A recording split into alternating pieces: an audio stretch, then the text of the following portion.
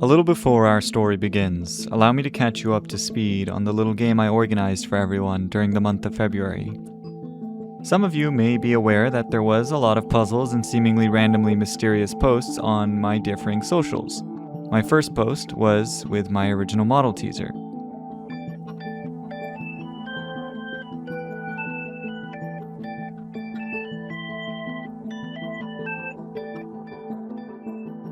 Later, I quote retweeted in a post by an account called Worlds of Archive on Twitter, who posted the following: "Those who gaze into the darkest abyss and the brightest light will both find themselves blind. In such blindness, some may be enlightened." Later, one of my users in my Discord, by the name of NVLev, discovered that in the teaser video there was something hidden in the light and dark fade transitions. "Open your eyes, they hide in the dark," and this string of characters, respectively. A different user then put the string of characters into a hexadecimal converter and got this string of characters. The following day, the Worlds of Archive account tweeted a watch emoji, question mark emoji, a peace emoji, and an equal sign emoji. NVLev discovered that this was likely hinting at watch question mark V equals, which is the string to a YouTube video link. When combining the two, we get this video. Hey, Paul, did you have any extra salt? I just ran out while cooking and I don't really want to run to the store. Oh yeah, give me a sec. Here, is this good? Yeah, thanks man. What you making? Just a mutton stew for the family, you know. Ah man, that sounds good. Damn, now I'm thinking of making some soon. I'll need to head to the store anyways to get some new mutton and a few spools of wool. Claire's been making some new blankets and sweaters for the Dream Fest. Oh really? That's great. Hold up, let me just salt my stew real quick.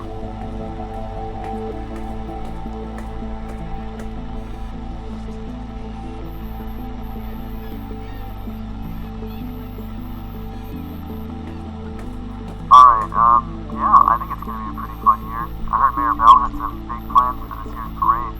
The harvest has been pretty great too, so... Yeah, I can't wait to... Oh, sorry, I'll see you tomorrow. Claire's calling for me. Good luck with your stew. Save some for me if there's any left over after tonight. Alright, later, Paul.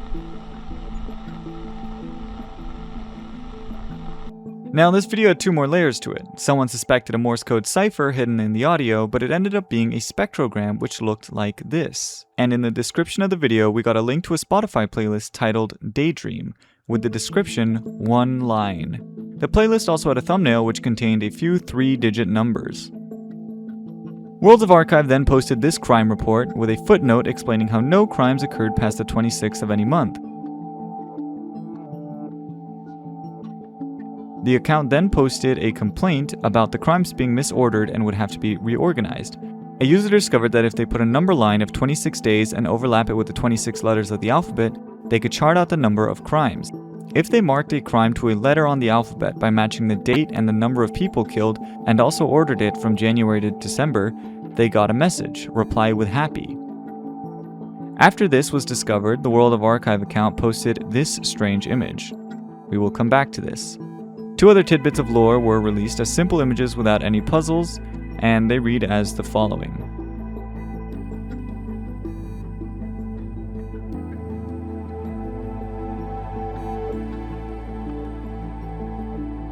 People have also discovered the Spotify puzzle by going top left to bottom right and finding the one line that is sung at the timestamp that the 3-digit number corresponds to. We get this message right here.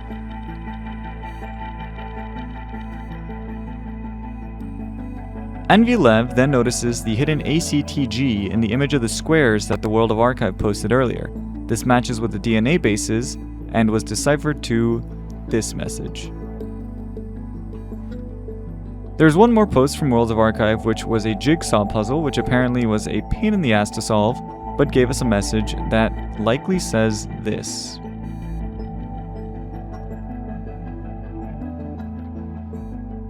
At this point in time, someone notices that NVLev gets promoted to admin in my Discord server and has a Google Drive link in his status.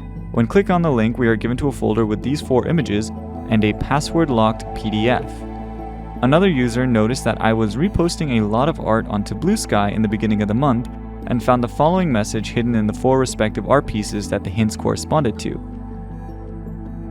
This was a quote from the novel Don Quixote. The full quote reads, "Too much sanity may be madness, and maddest of all, to see life as it is, and not as it should be." When Don Quixote is entered as a password, we are able to access the document. There's one more hidden message in the document, and we get one more final puzzle from the Worlds of Archive account.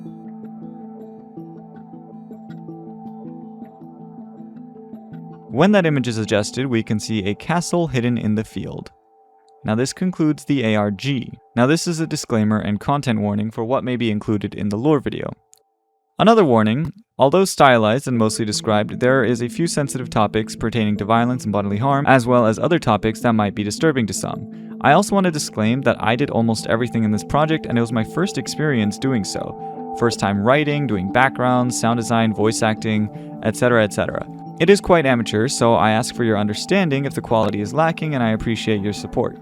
Thank you very much, and I hope you guys enjoy.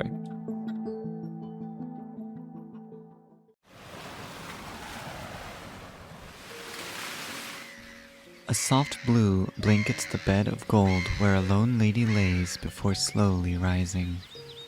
A blue sky, and a gentle breeze and soft field of, well, it's some kind of plant.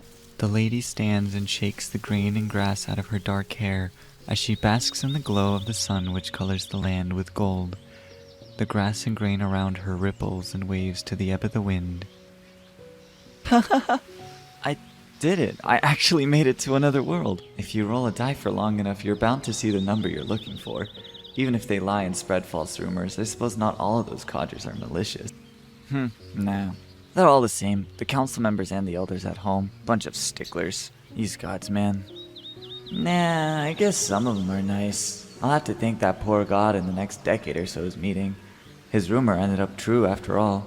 Well, I guess I should find out where I am. Hopefully there's some people here. The lady looked around and decided to head in a direction. She hears a rustle in the field to her left. Something is rushing towards her, fast.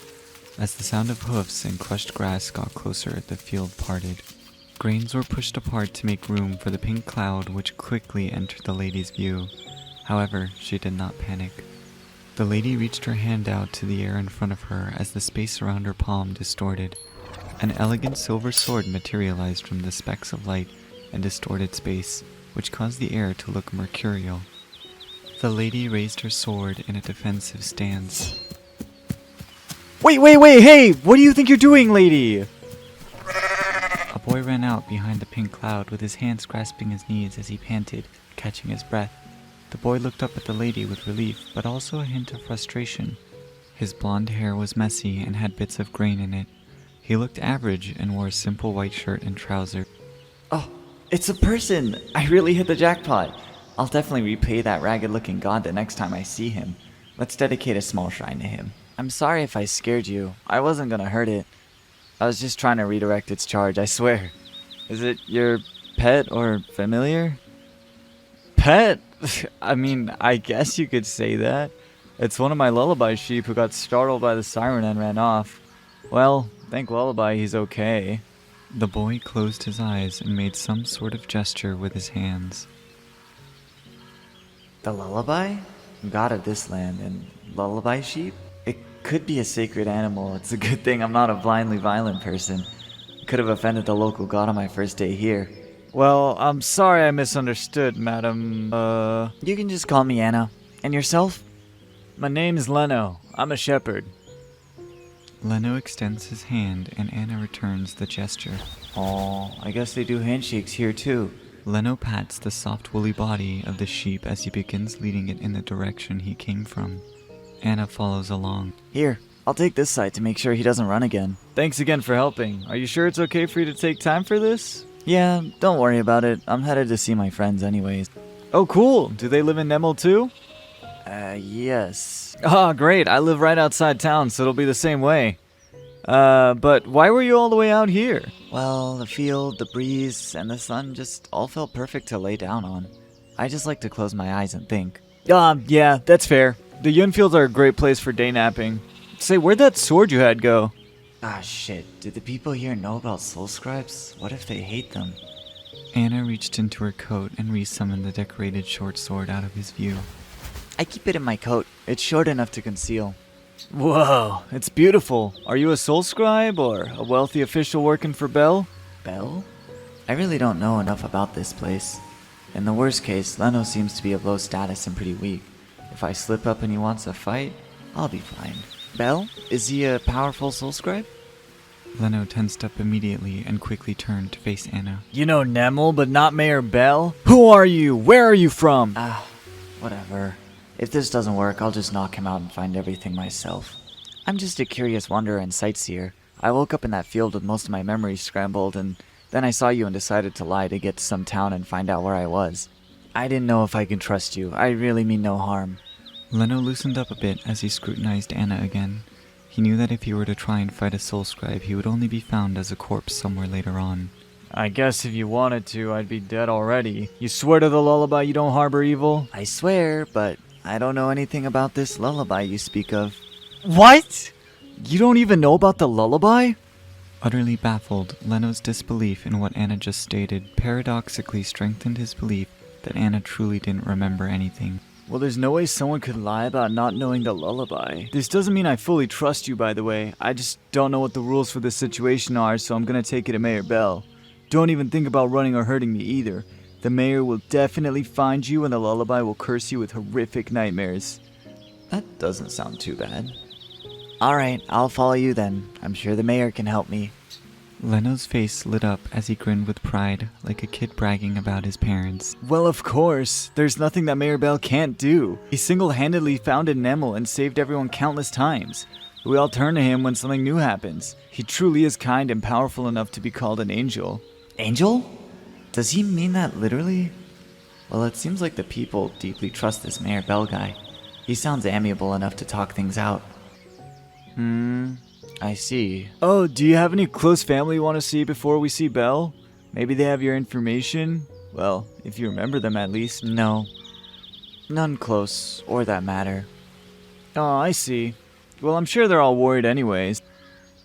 Yep, I'm sure they're worried I'm gone too. The two continued to walk through the golden fields until they reached a small farm. Leno took his sheep to the rest of the herd and secured everything before returning to Anna.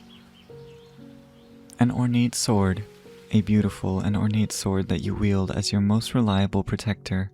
A sign of family that, although detestable, carries immense responsibility. The sword lies dormant for now. The inscriptions that cover the sword reflect light elegantly, with a mercurial luster. Lullaby sheep. Do imposters dream of fake sheep? The strange sheep typically walked on its 4 legs. Large horns sprouted from its head. Its entire body was covered in pink and blue wool. This cotton candy-like wool would even stick to its horns. Occasionally, the lullaby sheep would roll and fold over itself to sit down, using its own wool as a chair. They seemed to feed on the vast yun fields that cover much of this land. The sheep seemed to be an animal with very sacred ties. The sheep is named after the lullaby gods which the people of Nemul worship. The people use the sheep for everything, to provide food, clothing, and even as offerings during rituals. Its soft wool can put anyone to a comfortable sleep, sending them to a whimsical dreamland. Alright, the mayor's manor is near the center of Nemel, so it should only take us another hour to get there. You ready? Anna nodded and followed behind Leno as the dirt path transitioned to a rough stone and then polished pavements. The town of Nemel was colorful and relatively small. It was comfortable and lively, with families and vendors occupying the streets in various exchanges. Anna glanced around as a huge grin grew on her face. She took in the entirety of the town with all of her senses, taking note of all of the culture and life around her. People seemed peaceful and happy. Most of the passerby wore strange-looking gloves, aprons, scarves, and hats, all of which were quite different from the usual attire of Iowa. A few wore white robes or plain shirts like Leno did. The scent of breads and stews freely flew around the streets, attracting people to bakeries and restaurants all around.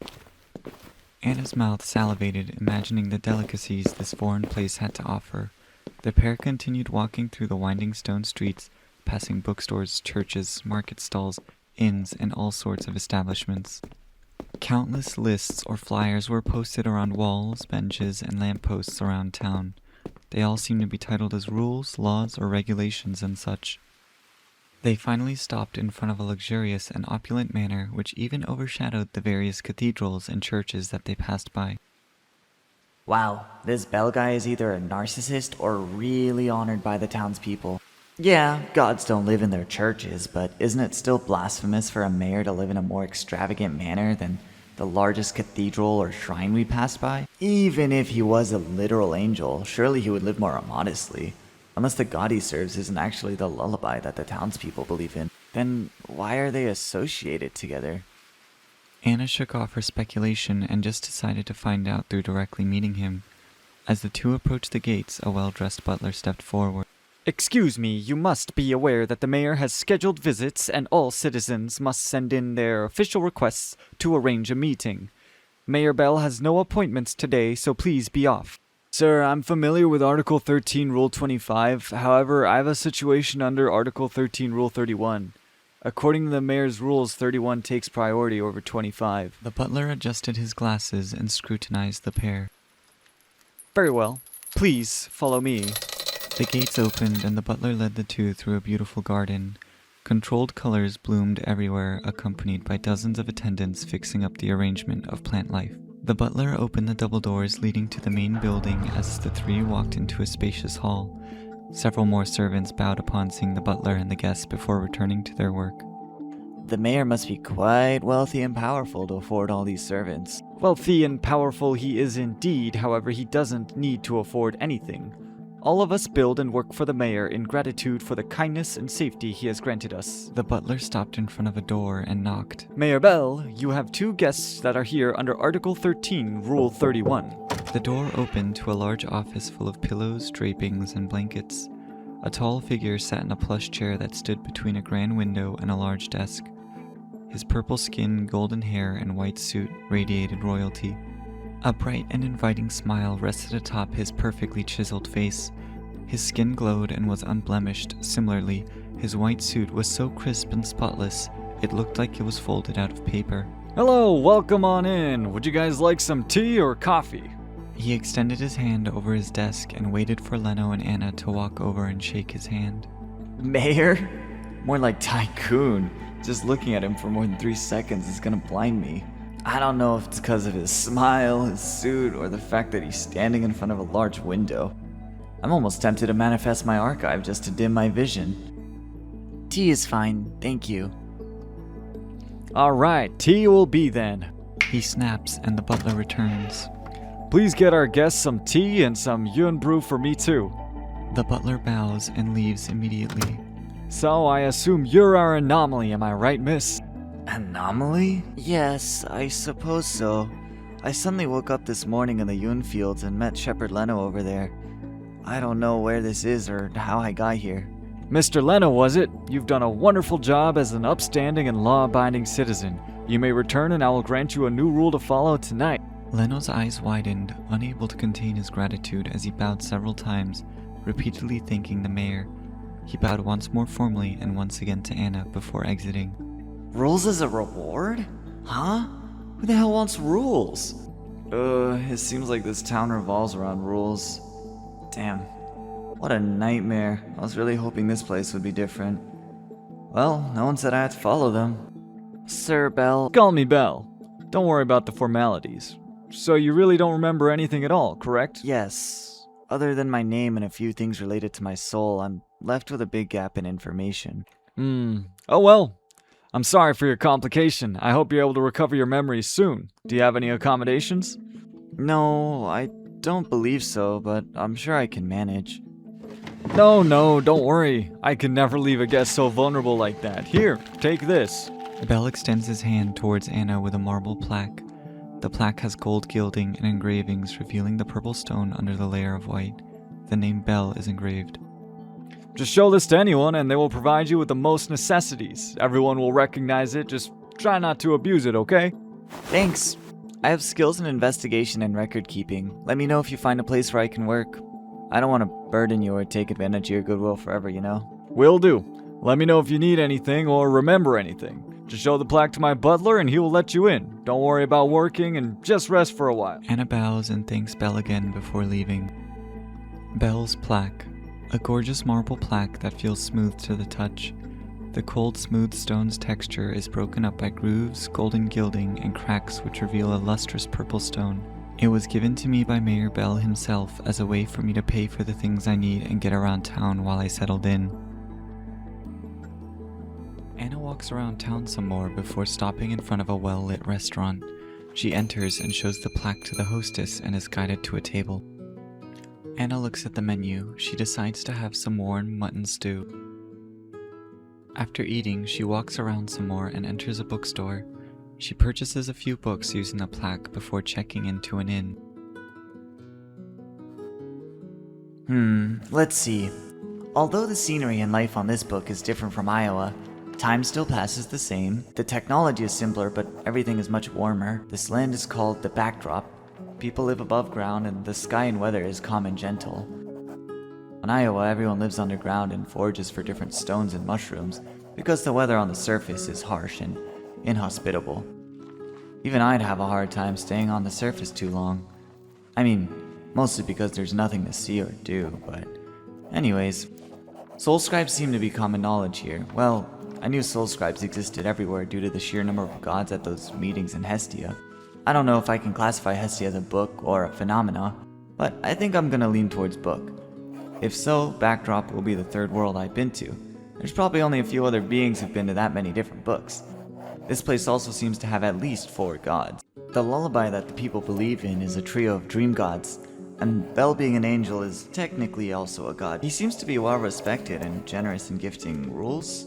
He lives very extravagantly though. The lullaby also seemed to be seen as benevolent. Despite there being 4 gods, there's a strange lack of soul scribes here. The soul scribe knowledge in this land seems relatively consistent with what I know. However, gods are incredibly rare. 1 in every 10,000 soul scribes are at the rank of a god. For there to be 4 gods here, yet for Leno to react in awe and shock to me being a soul scribe is strange. Even if they're all natural born gods, it's very rare for them to cooperate under the same name. Well, I guess it's not impossible. As for culture, the people in the Backdrop seem to be devout and also live strictly through rules. I learned so much in just one day here, and I've barely scratched the surface. I'll have a couple months worth of adventures at least. Anna blows out her lantern and gets in bed. She closes her eyes. Anna wakes up on a hardwood floor surrounded by a bunch of mold and fungal growth. She quickly gets up and brushes herself off. What the fuck? The scarlet moon paints the backdrop and pierces through the thick fog. Few stars dot the dark sky. The room Anna finds herself in is in ruin and disrepair. Old wood is soggy and covered in questionable growth. The fog carpets the flooring, and 2 of the walls and the ceiling are completely broken down, letting in the chill air. The sounds of waves can be heard in the distance, but the thick fog only reveals a few more collapsed wooden buildings, as well as a few glowing dots in the twitching shadows. Where is this? Did I succeed? I really made it to another world? Anna looked around and noticed various gazes that scoured the foggy town. She is able to make out the shapes of a few different creatures and commits them to her memory. This really is another world. All of these creatures are foreign to me. I wonder if there are any people here. Anna directs her soul link to her hands and feet as she leaps to the roof of the next building over. Lend me the memory of your integrity and strength. Despite the buildings not having any proper structure, Anna is able to leap from roof to roof without anything collapsing. Anna continues jumping around, avoiding the various monsters patrolling the foggy town. Behind one of the buildings, a figure observes Anna. She climbs to the highest point she can find and sweeps her gaze around once again. Finally, I can somewhat see over the fog from up here. A line of damaged buildings trace around the coast of the ocean. To one side, there is an endless expanse of water and fog. The masts of crashed ships poke through the fog and litter the sea. To the other side is a barren wasteland. The cracked earth and scattered trees paint the dull ground to the east. The moonlight refracts in the fog, making the land appear to be covered in an ominous red mist. In the distance, a lone black castle draws the eyes of any observer. Well, it doesn't seem likely that there's any living people here. The castle seems relatively intact compared to this town. Maybe a few people fled and are hiding in the castle? Anna cuts through the land quickly but carefully, as she takes note of the different monsters she runs past. Dog Uruki. It just stood there, facing me. I could swear it got taller and wider, stretching out, suffocating me. I began sinking deeper and deeper. It didn't matter. That was the only way I could get away from it. Soon after I found myself in that foggy town, I could hear the heavy breaths of these tall figures around me. Their brimmed hats seemed to meld into their flesh as if it was a part of them. Their hat cast a deep shadow over their sunken eye sockets. The deep recesses seemed to spiral infinitely. I had to quickly avert my gaze. I could sense a sinking hopelessness in those sockets. I felt that I may sink eternally, forever unmoving if I didn't look away. Their tall stature matched with the height of most of the buildings in the area. Their torso was lanky and rid of all flesh. Even the limbs were bony despite having flesh. These figures stand in a gridlock between the boundaries of reality and the nightmare. They, too, paralyze their victims in an unpleasant moment in time where the victims should be experiencing their pleasant dreams. Nimara. A chariot driven by ambition of one will travel much further than a chariot driven by the expectations of many. In the streets of the Innsmouth, the pained neighs and labored breathing of several can be heard. I spotted a mass of rotted horses which all sprouted from one another. None of the horses had hind legs. It seemed like a spherical mass of front horse halves which all extended outwards from a single nucleus. The mass of horses often shrieked and crashed into walls and poles as they moved around. Each horse seemed to pull the mass in a different direction, with them hardly ever agreeing on their destination. The mass emitted a thick, dark smog. Their only movement occurred when, like a rubber band, they all stretched until their tension broke. Baku. So sweet. Another ingredient for my soup. This creature was wandering around the withered and dried up trees that dotted the land near the castle. It released a faint peachy mist from its fur which had a hypnotic effect. Various other creatures would be drawn towards the source of the scent before having their brains siphoned by the strange creature. The flaps of its ears draped over its ears, practically deafening itself. Its own eyes seemed sunken in their sockets to the point where only a pinhole of light could reach them. Nearly blind and deaf, this creature relied on its strong sense of smell and hypnotic mist to hunt prey. This thing, it just gorges on itself endlessly. It almost feels self-destructive. It uses its own essence as bait and then consumes others' brains whole. No bites and nothing else. It was probably the most dangerous creature I've encountered so far. Luckily, I was far enough to simply witness it. It seemed so fixated on something. The Baku I found all had round lumps right above their belly, as if withholding digestion. It seemed like a few of them had also lost their sense of smell and were drawn to the scent of its own mist. It reaches the castle and takes in the grand architecture before trying to enter through the front door. It seems that the double doors are jammed from deterioration and can't be opened. Anna redirects her soul link to her hands and touches the door.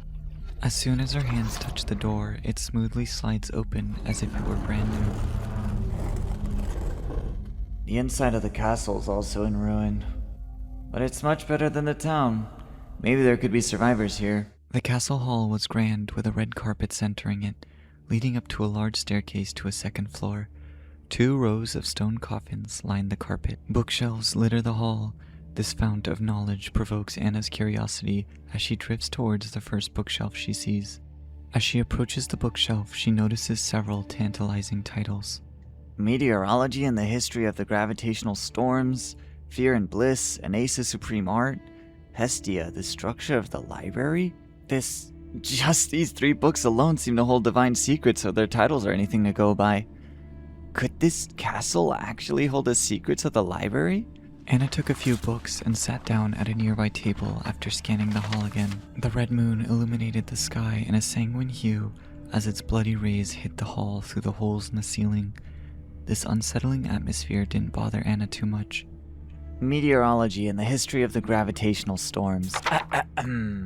During the primordial age, the shelf was created. Thousands of cosmic bodies circled one another, forming a large spherical body composed of smaller ones. The smaller books never touch and are all separated by the gravitational storm phenomena. Although named such, they do not exclusively follow the laws and properties of gravity. We know that during the age of fragmentation, the storms were weak and allowed for the travel between books. However, this travel is currently impossible even to most gods and aces. My theory is that... Anna closes the first book with fear and excitement lingering in her chest. They actually named the age before the age of fragmentation? The primordial age? No, this could still be just a placeholder that some stumped researcher is using to describe the time before gods and knowledge. Even the age of fragmentation holds countless secrets. To think there was a time where the storms were safe and reliable, this truly is forbidden knowledge. Alas, even this researcher with all his profound knowledge couldn't find a way around the modern storms. Huh, I can't believe I was able to exploit a loophole and travel. His research is quite thorough though. He was able to understand the mechanics of the storms to such an extent that books each have their own gravitational storms, and for travel to be possible, they not only have to connect and match a push and pull current, but also require special ships and vessels to even ride such a current. He even states that in the end of the Age of Fragmentation and the early centuries of the Age of Gods, that the gods all settled to recover, only to get trapped in their respite books due to the exponential change in the nature of the storms. The researcher even believes that the relentless wars during the Age of Fragmentation and combined clashes of thousands of gods weaken the storms. But this is strange. If the war and clashing between the gods weaken the storm, something must have weakened the storms in the first place to allow them to fight. The clashing during the war only maintained the weakened state of the storms. Does this mean something happened before the war to weaken the storms? Or maybe the storms didn't exist yet. I've only read the first book here and I already feel like I've received several enlightenments. Anna places her hand on the second book, but before she can even finish reading the title, she hears the sound of calm waves under her feet. Water? No, it sounded like running water, but that's not quite right. Squirming? Anna instantly thought of the several monsters she saw earlier in the night and summoned her sword. A cool breeze traveled along an updraft through the cracks in the stone flooring. The scent of rot faintly lingered along the breeze like a stowaway on a ship. Anna traced the smell and lifted a few loose planks. A seemingly endless staircase revealed itself, and the stench of decay became stronger. Meteorology and the History of the Gravitational Storms. A textbook that feels more akin to the messy binding of someone's research hypotheses and notes. The knowledge contained in this book is enlightening yet dangerous. Although there have been growing rumors of a faction of gods in Hestia who are preparing for a war that would follow the end of the storms, their claims lay in rumors and have no foundation of research. A thorough collection such as this could drastically change the future of the entire library. The researcher's choice to have a dramatically over-decorated cover in contrast to the messy bindings and disheveled handwriting made you chuckle. Nightmare, for whom do you swing that sword which sheathes itself in the blood and flesh of your own neck? As I approached the ruined castle, I noticed a group of armored knights. They seemed to wander aimlessly, almost as if patrolling the perimeter of the castle without remembering how. Their body remembers their devotion, but their soul does not. Their sanguine essence coats their greatsword, which they swing with tremendous weight of their apathy and exhaustion. A flag drenched in their own blood covers their back like a cape, the symbol of the people they serve pinned to them with countless blades. The knights are slightly larger, standing at roughly 2 meters despite their hunched posture. Their armor creaks and moves with great difficulty. Trapped in hollow labor, they have forgotten how to carry the ambition and dreams of oneself. Their eternal repetition of labor has caged them. The poor creatures are unable to dream of a life for them, much less swing their swords for it. Despite their heavy swords, it was easy to clash blades with them, for they could only do what they knew. After a couple of exchanges, I felt sad and decided to just run past them into the castle. They hardly attempted to chase me, soon returning to their purposeless patrol.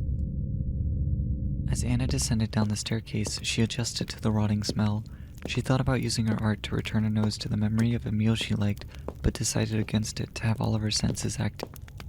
After what felt like an hour, Anna noticed the space in front of her expand as the steps of the staircase ended.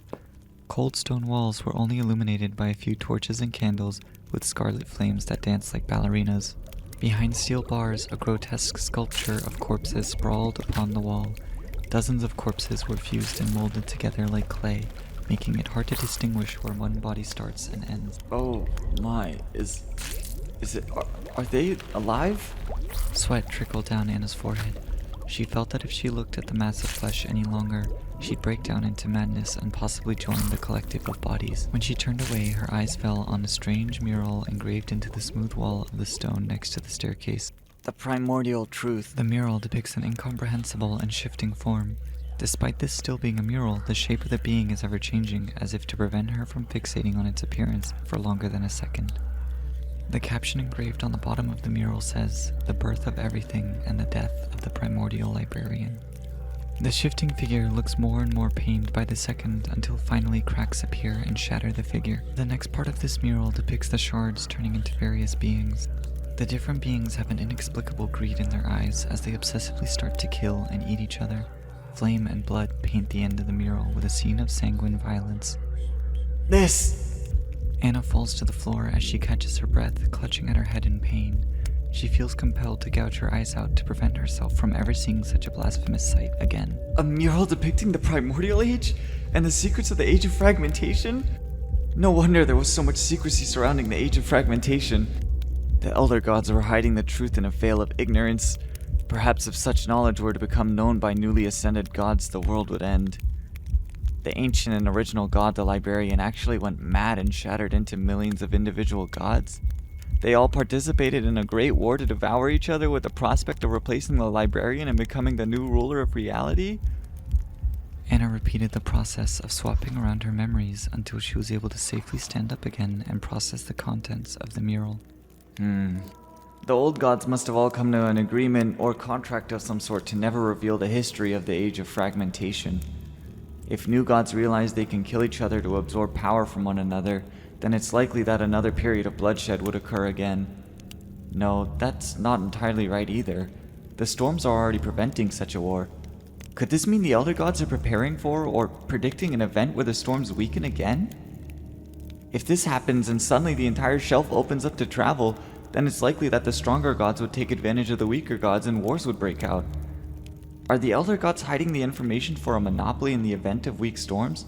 Or are they preventing the greed of younger gods from starting wars in the future with their experience of the horrors as the basis? Well, for now there's no rush in understanding. All I can do is get strong enough to protect myself if or when that time comes. In any case, this information is truly valuable. Insomniac. No time. No. Must. Can't. Fail. What if It's slipping again. In my descent into the castle's underground dungeon, I briefly explored an extra passage. I heard some mumbling, so I decided to check it out. There it was. This creature emitted various sounds constantly. Mumbles, moans, complaints, cries, insults, sobbing. Sometimes the sadder, quieter sounds would be interrupted by screams and loud curses. A small rodent made the mistake of appearing in front of it. All of its eyes snapped to it, and within a few seconds I saw the little rodent turn into a tiny shard of glass and float upward towards the creature. At the center of the creature was a pained face that was sinking into a heavy void. It appeared to be begging to rest, but the hundreds of eyes which surround it constantly glared at the face resentfully. When one stares at a mirror, what do they think? For some, their vanity and figure can inspire pride and confidence. For others, a mirror is but a symbol of sinking failure. They try to shatter the glass to escape the miserable thing reflecting back at them. Now they lay surrounded by broken reflections that make them think of what if or what could be, trapping themselves in a coffin of their own regret. Anna walks back up the staircase as she processes her new knowledge and thinks about Iowa. This book also has a harsh ecosystem, but the surface of the land is hospitable. I haven't found any signs of life yet, only ruins of a civilization. Anna sighs but shakes her disappointment away. Well, granted that I've already discovered 3 books in this new age, I can already say I'm incredibly accomplished. If Hestia counts, at least. Anna sits back by the desk she read at previously and picks up the next book. Even if I can't be lucky enough to find people, there's still history and piles of information here. Anna opens her eyes and gets out of bed. She rubs her eyes and stretches a little before getting dressed. The morning air is cold and moist, but the rising sun adds a layer of warmth that creeps under the chill. Ah, what amazing weather. The sun and gray-blue atmosphere create such beautiful scenery. Anna looked at the sky for a few minutes before getting up and walking into the cafe bakery across the inn. Unfortunately, I will never be able to experience such beauty in Iowa. The thick atmosphere and winds obscure any soft beauty like the ones I can experience here. Good morning, what can I get for you today? A kind young barista smiled at Anna.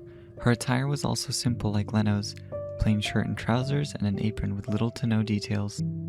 The cafe interior was cozy, and the warm light and orange-toned walls contrasted with the strokes of blue from the outside that painted themselves onto the large rectangular windows. There were a few people eating their pastries and drinking their morning coffee. I'm honestly not sure. I'm not from here, and I'm just staying under the approval of Mayor Bell.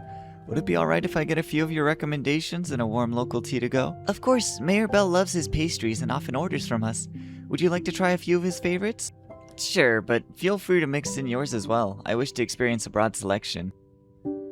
Sure. Whatever Mayor Bell likes, I like, so it'll end up being the same anyways. Anna shows the plaque and picks up the bag of assorted pastries and a cup of warm tea. She then returns to the inn and notices the layer of moisture thinning gradually. The sun has risen more, brightening the once cool streets. Anna was almost tempted to just spend another couple minutes to stare at the sky and watch the passerby, but decided to just return to her room in the inn. She sets down her pastries and arranges a plate for them. She takes a sip of the warm tea, pleasantly surprised by the comforting taste. Not sweet nor bitter. Almost broth-like? She sets her cup down and prepares to plan her second day in Nimmel. The bread is so soft. What is this? Butter, cheese, and sweet mutton? The round bread now leaked with butter and melted cheese, exposing the bits of juicy mutton in the center. How do they blend such sweet and savory flavors so perfectly? I should get more of these next time. She decides to use her art to refresh and arrange her memories to organize her day. Scenes of crimson envelop her mind as she sees an endless fog and sea, a barren land, and a lone castle. She sees the mangled corpses and mural as well as the expanse of forbidden knowledge kept in the halls of the castle. The primordial age? What? The librarian and the truth of the age of fragmentation? What is all this? Anna holds her head in agony as her veins wriggle around in her forehead. Excruciating pain shoots up to her head as a deluge of information drowns her sanity.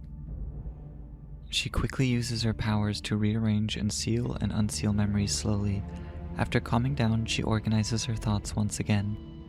Such a detailed nightmare. I heard from a few dream and mind gods that the realm of conscious and subconscious rests on different planes that overlap in the material world. However, how could such knowledge be found in my nightmare or dream? I know my memories well enough to know that I never once had that knowledge, even if sealed away. Could there be people manipulating my dream? Or have I somehow entered someone else's? I should look into it, I guess. I was hoping this place would serve as a vacation, but I guess I can never escape working.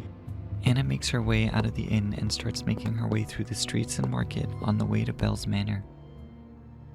The market was bustling with vendors as well as various peddlers. People were selling trinkets, services, produce, and ideas.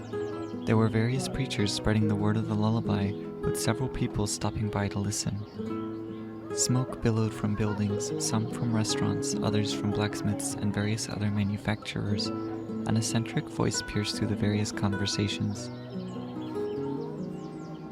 The lullaby lied to you. They enjoy the control and hide the true beautiful dream. The true god of dreams is held captive by that tyrant trio. Join the cause and worship our Lord. He is the lucid dreamer who sleeps till the end of our story. The blind sea of chaos where the river of fate and time meet. The ultimate savior to all sufferers. Join the Dawnbringer. The preacher spoke with reverence and madness. His face was erratic, but his sermon contained no hesitation. It's pretty rare for new religious groups to gain influence in the territory of another god, especially when they preach so much negativity about the current ones. Well, it's surprising that they aren't being killed or harassed by everyone. I guess you're allowed to do that kind of thing here. Anna is a god herself, so she knows of the difficulty of reaching godhood. You must have a significant amount of strength and some form of structured religion or believers. The more believers one has and the stronger their faith, the higher likelihood there is of ascension. The library as a whole has to believe in your identity of a god for you to truly become one. Well, naturally, many people try to find different shortcuts and methods to ascension. Cults often build very slowly through targeting individuals, but very quickly by relying on momentum and agendas to quickly amass faith and followers. It's likely that this Dawnbringer is attempting the second method since their preacher dares to be so bold in a public space. Or he's just mad. People can naturally believe in differing gods and even multiple gods, but it's rare for people to slander gods in their territory so brazenly due to the possibility of punishment. Anna returned to her priorities and continued walking to the manor. She was once again greeted by the butler, and after showing him the plaque, was guided through the manor and to the mayor's room. The garden and inside of the manor was still populated by tons of workers and servants. Bell was drinking his coffee at his desk when Anna walked in. His skin was still flawless, and his eyes and smile, together with his suit, nearly blinded Anna. Jeez, how does this guy manage to look like this every morning? Oh, Anna, welcome! Did you rest well? Remember anything from your past? Bell's voice was full of vigor and energy, as if coffee flowed through his veins instead of blood. Well, not quite.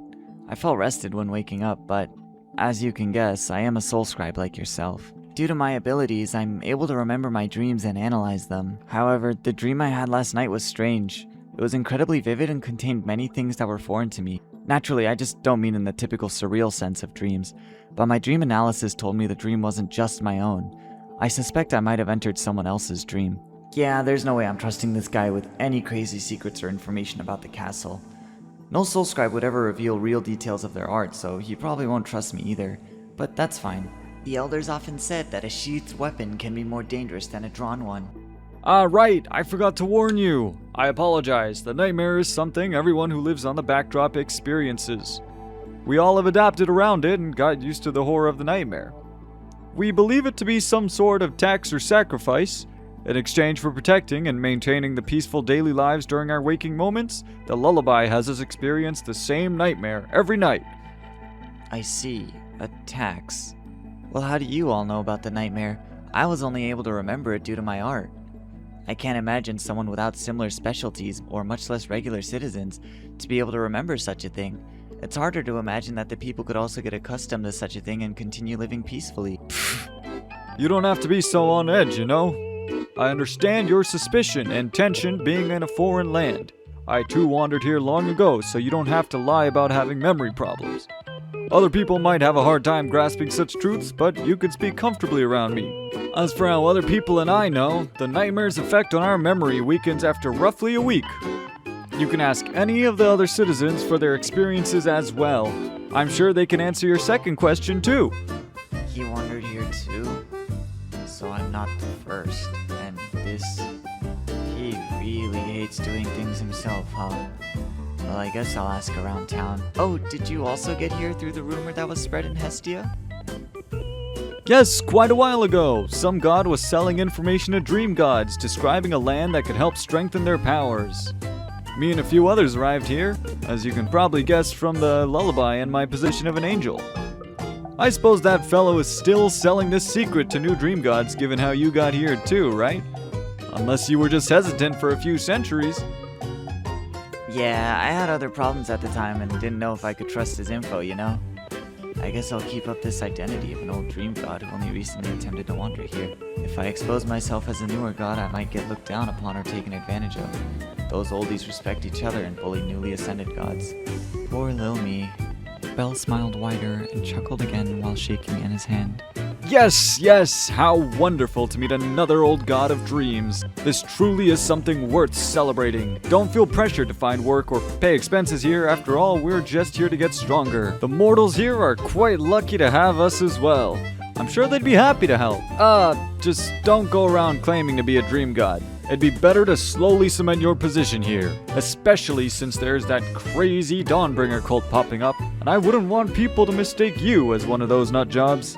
Dawnbringer? I passed by some guy on the street who was preaching about the lies of the lullaby and slandered you guys, claiming that the real god of dreams is held captive. Indeed, those guys have been popping up recently. They believe that the nightmare doesn't have to be horrible. They believe that if their dream god is freed, they will experience good dreams and a good waking life, that the nightmare would dissolve. Their greed maddens them. People get too comfortable with what they have and often believe they can get more and more. Alas, even I have little control over the nightmare and fall victim to its influence every night like everyone else. If a god promises something that is too good to be true, it is likely to be too good to be true. Bell's perfect smile faltered for a bit as his frustration and disappointment was evident. However, he quickly regained his composure and energetic and charismatic expression. I guess those cultists are affecting Bell and the lullaby.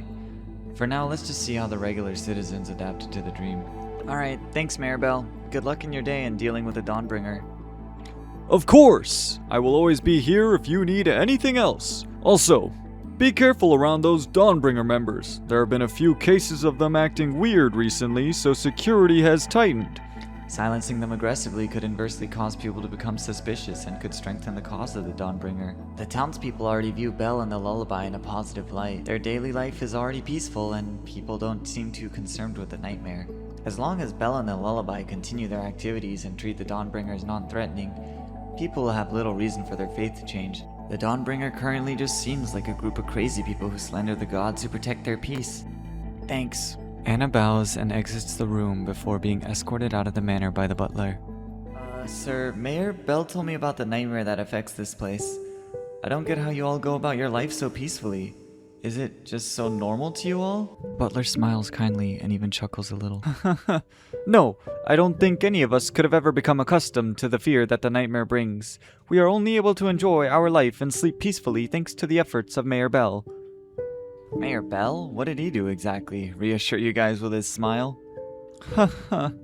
The mayor helped us all find respite in this nightmare. He truly is an angel that was sent by the lullaby. He guided us all to a safe shelter he made in the nightmare. Since the nightmare continues from where it ended, we are able to stay away from the horrific sight of monsters and sleep decently during the day. Although we can't have good dreams, at least we don't have to worry about bad ones. Our nights are dull but safe, and they allow us to fully enjoy our daily life. I see. So that's why you're all grateful to him and worship the lullaby. Yes, the lullaby sent Bell with the different rules of the nightmare to help us all sleep peacefully. For us, the freedom from a nightmare is the good dream that we all pray for and thank the lullaby and Bell for. Anna nodded and left the manor. Anna returns to the market and asks several townspeople the same questions. Most of them respond similarly with genuine gratitude towards the mayor and the lullaby. They were all able to manage safely thanks to the rules of the nightmare that Bell provided until he found them and guided them to a safe shelter. After interviewing the bookstore owner whom she spoke to yesterday, she decided to return to the inn to compile her new information and read through the books she didn't get to last night. As she closed the door to the bookstore, she saw the Dawnbringer member who was preaching earlier. The preacher's eyes shifted about. He looked behind his shoulder before slipping into an alleyway. This could not be more cliche if it tried. Let me guess, I'll follow him to some dead end and turn around to see him charge at me. Let's take him down and interview him next. If he doesn't cooperate, I can just look through his memories. Anna follows the preacher into an alley and turns again into a dead end. Huh? Where did he... Kidding. Anna summoned her sword and turned around swiftly, ready for her story cliche ambush. However, there was nothing. She waited another second and noticed a few drops of blood on the stone pavement. She felt a hand grab her shoulder as a warm breath grazed her ear. Anna instantly turned again and leapt backwards while severing the hand of the preacher. The preacher growled, his gaze erratic. Blood spilled from every orifice of the man's face and freshly severed wrist. The Lord spoke to me. A revelation. He will soon return. May we be blessed with dreams and freed from the torment of our eternal nightmare. The preacher aggressively jumped out at Anna. She prepared to strike with the butt of her sword when suddenly the preacher started violently coughing up blood. He heaved and hacked over and over again, clenching and holding onto his stomach as if he was trying to keep his organs from spilling out. However, it was no use. His organs crept up out of his throat one by one. The light in his eyes faded slowly. No, my lord. This lamb hasn't witnessed your return yet. Please. He died just like that? My interview! Fuck! I don't even have time to look through his memories right now either. I'm sure everyone around heard that commotion. I take back what I said earlier. If they're being this aggressive in public, then Bella and the lullaby should have no problem going after them. Was this weird enough? Soon enough, several enforcers ran into the alley, armed with strange barbed spears. You, what happened here? Anna had already dispelled her sword before the enforcers entered the alley. She had her hands up and sighed. I was gonna interview the Dawnbringer member like I was interviewing several others earlier today. Mayor Bell and the bookstore owner Lila, the lady in the blue coat, I think her name was Frimohiole.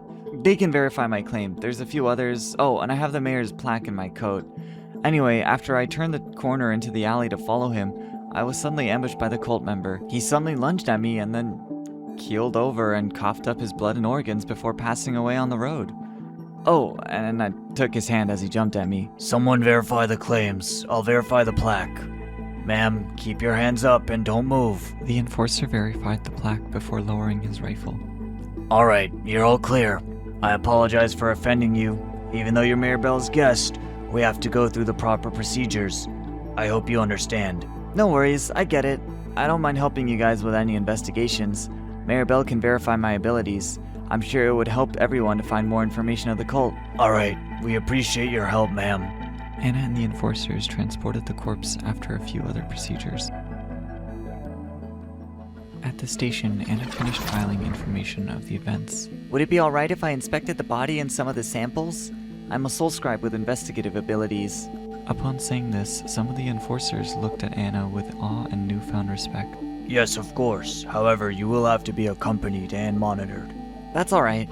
Anna places her hand on the corpse and begins to sift through the memories of the body. His name is Jordan Manella. He used to be a believer of the lullaby. His life seemed pretty ordinary. He had a regular childhood and education, and even had a healthy relationship with his wife and friends.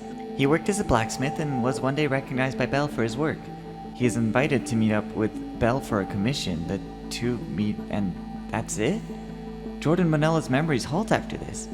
Suspicious, way too suspicious. What happened after meeting Mayor Bell? Were you able to find anything? Not much. His name is Jordan Manella and used to believe in the lullaby. He had a healthy and ordinary life. His mind and leftover subconscious had a large gap. He probably went completely mad all of a sudden or underwent some sort of brainwashing. I see. Well, that lets us know that there's some sort of trigger causing people to stray away from the love of the lullaby. Thank you for your help. No worries. Let me know if you discover anything new tonight. You can come to the Gold Morning Inn. I'll be in room 16. Of course, we will do so. However, it'll likely be the next day or two since we only work while the sun is up. Only bars and diners stay past dark, and even so, only for an hour or two. We must honor and respect the dream. I see. To honor the dream. Alright, well, I'll see you later then. Sweet dreams, ma'am. Sweet dreams, everyone. Anna eats early and returns to her inn after sundown. She looks out the window and gets up. It's been over an hour since nightfall. I'm sure the office is empty now. And since everyone sleeps so early, I'm sure I'll have plenty of time to look through the different case files. There can't be too many criminal cases or incidents in this town. I'd imagine only the recent events pertaining to the Dawnbringer would be significant enough to record. Anna walks back to the office. She redirected her soul link to her hands as she imprinted the door's memory of being unlocked to her. She opened the door and casually went in. The office was quiet at night. There was no security, and the eerie lack of presence made Anna slightly uncomfortable. This wasn't like the nightmare after all. The town is well populated, but the strict curfew of the people made the night feel solitary.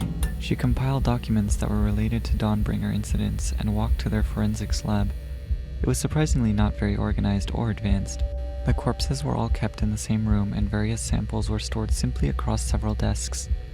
Anna sat down and began to read through the documents. Earlier, she noticed a few documents that detailed other crimes that occurred in the town, but dismissed them due to their titles describing small crimes or incidents of theft. Even in a peaceful town like this, there would be an occasional crime or two.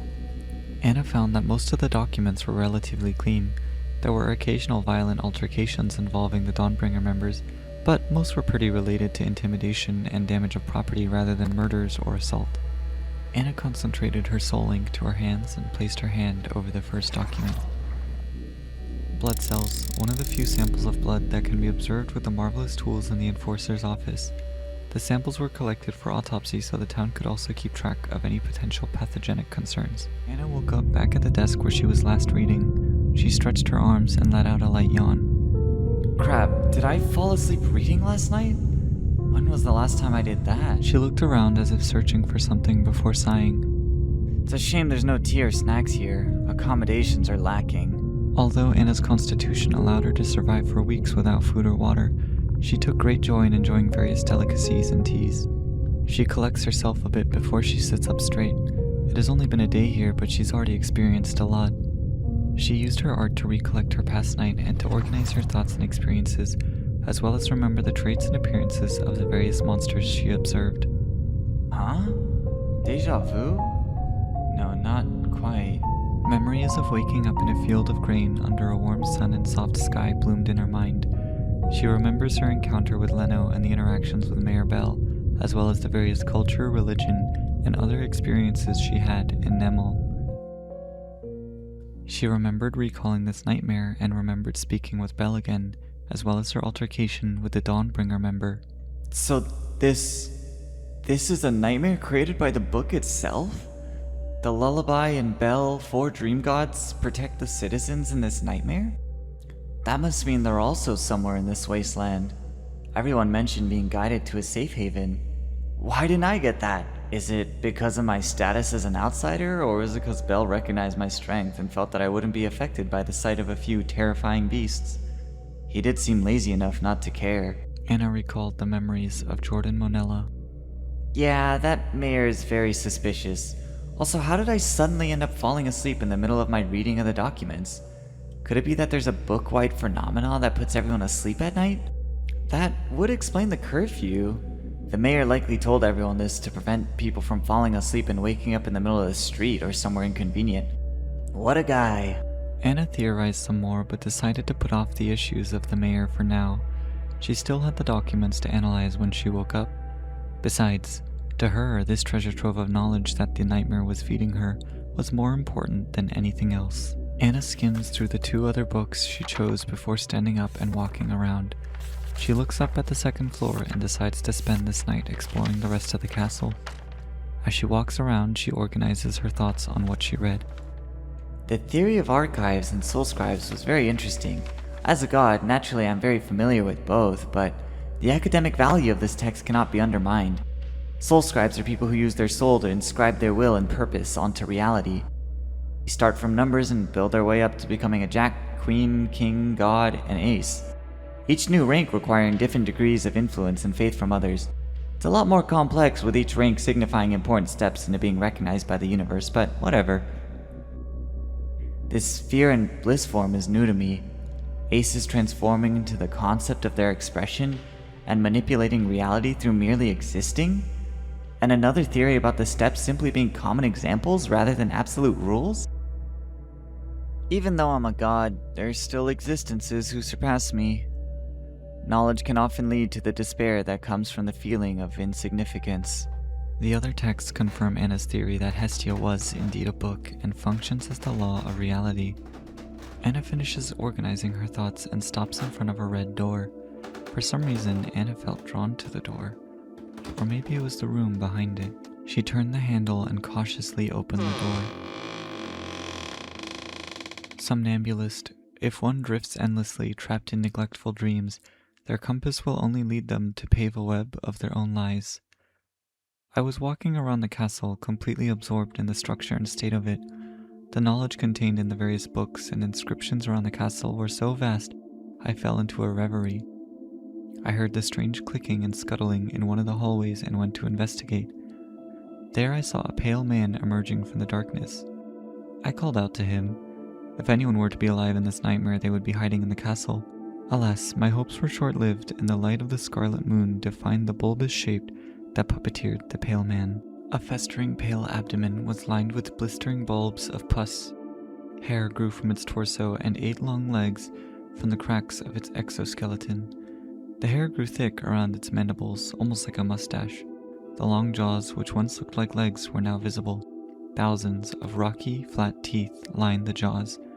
Blotches of dry blood were flaking off those molars, which seemed to crush anything. A sort of rotting stench was emitted alongside a gross squelching sound that was made every time the spider-like creature moved. It seemed like under that hard shell there was nothing but the pus-like fluid. Behind the door was a bedroom. It was neither tidy nor sloppy. It was a room that looked lived in. There was some comfort to it. On a desk that was stationed near the bed, bound books lay stacked high. A set of 4 quills and an empty grindstone was situated behind an open notebook. Anna picks up the book and flips through it. Empty. The first page has a splotch of ink in the top left corner, as if there was an attempt to write, but the thought was abandoned. She picks up another book from a stack and flips through it. This one was not empty. Dates lined the heading for every page. A diary? Are these all diaries? Anna's heart started racing with excitement. Diaries were an amazing source of information for her.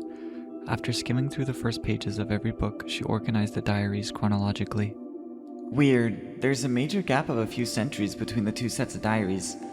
For some reason, the author suddenly stopped writing and then decided to one day pick it up again? Also, to have a gap between centuries means this person's either a god, can travel through time, or was frozen in time. Or maybe they're just a delusional liar. Diary 117. Today, Mother gave me a diary as a birthday gift. Mother writes in her diary every day, and I always wanted to do it too. Father made my favorite beef noodles. It was so yummy. Today was a great day. I wanted to help Father, so I tried to cut some of the firewood for him.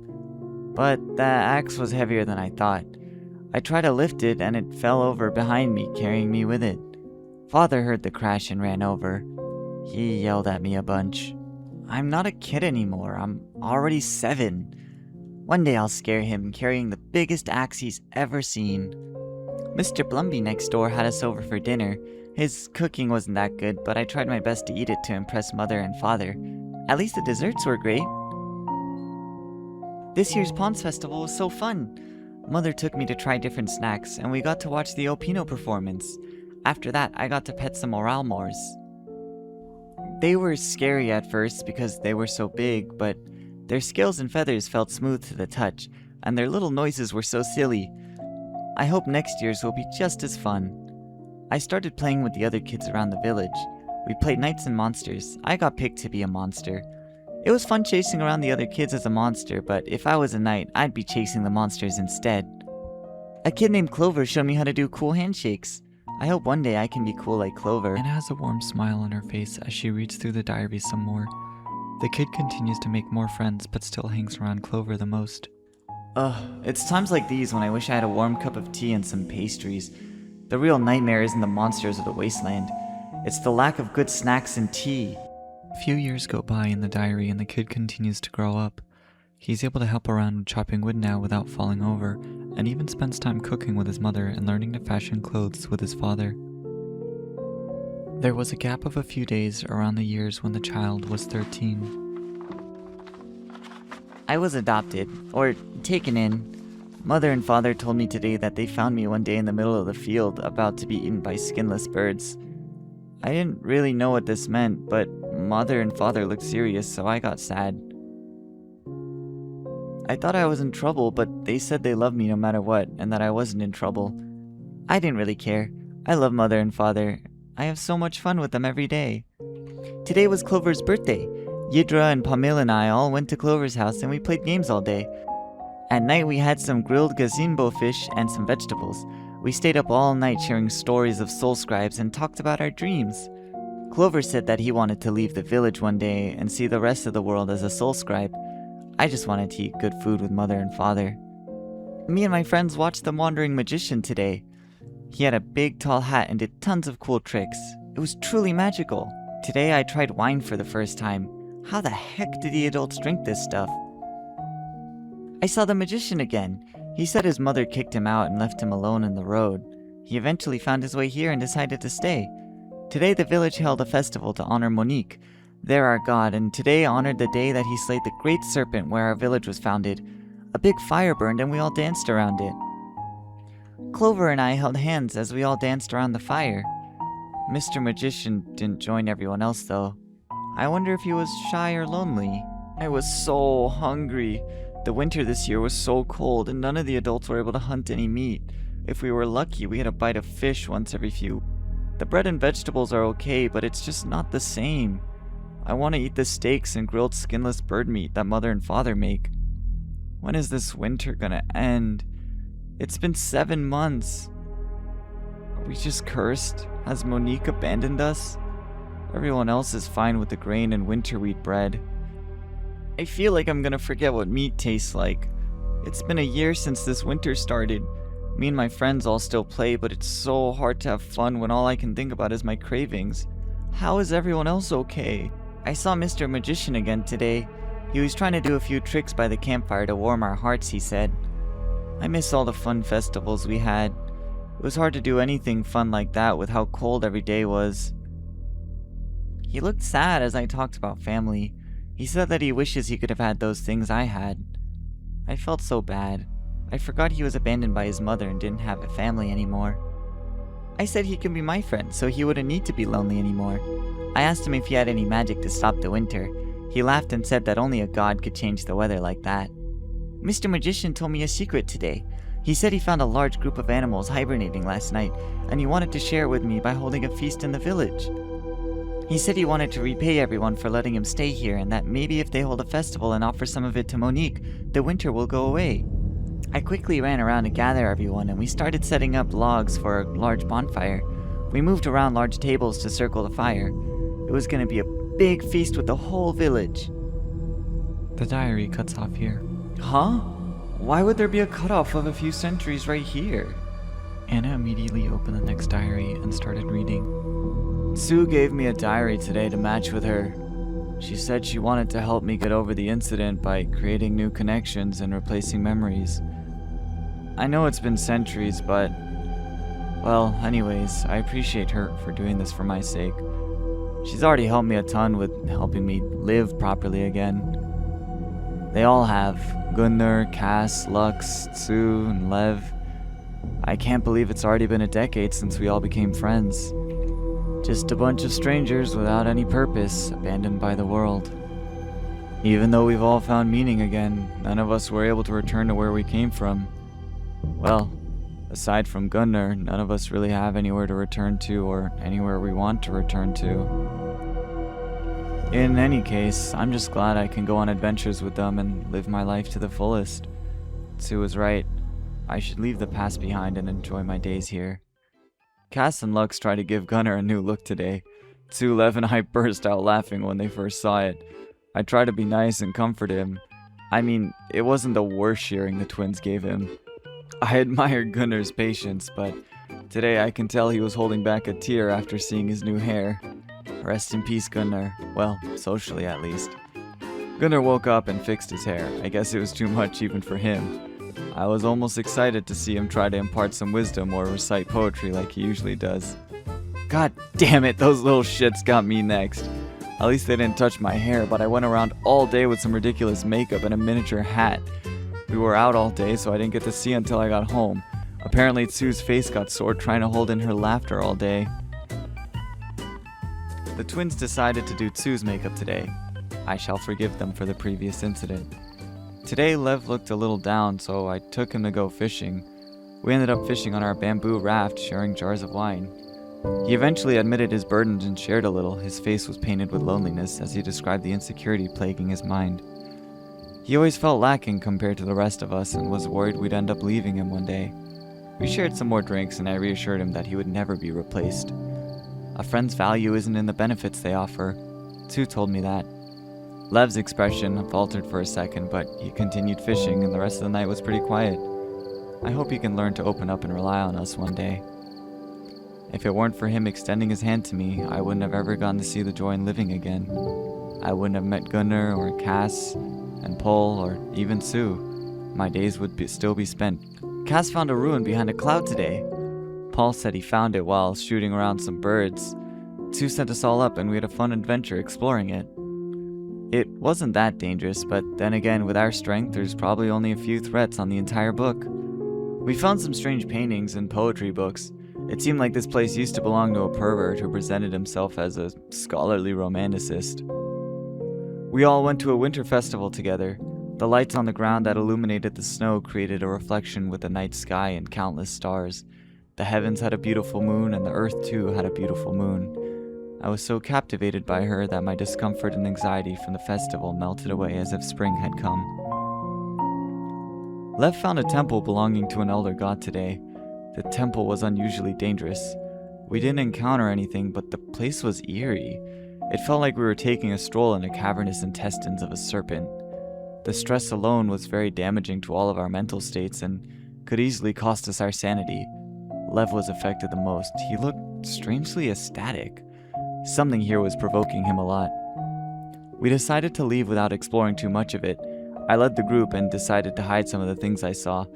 It's better if the rest of us didn't know. That prayer chant, something about it was wrong. Cass and Gunnar made some delicious horn crush soup today. Paul and Lev told different folktales from their homelands, and we all sat around the fire. The stars watched over us as the smoke from the campfire merged with the clouds that drifted above. Sue sat next to me.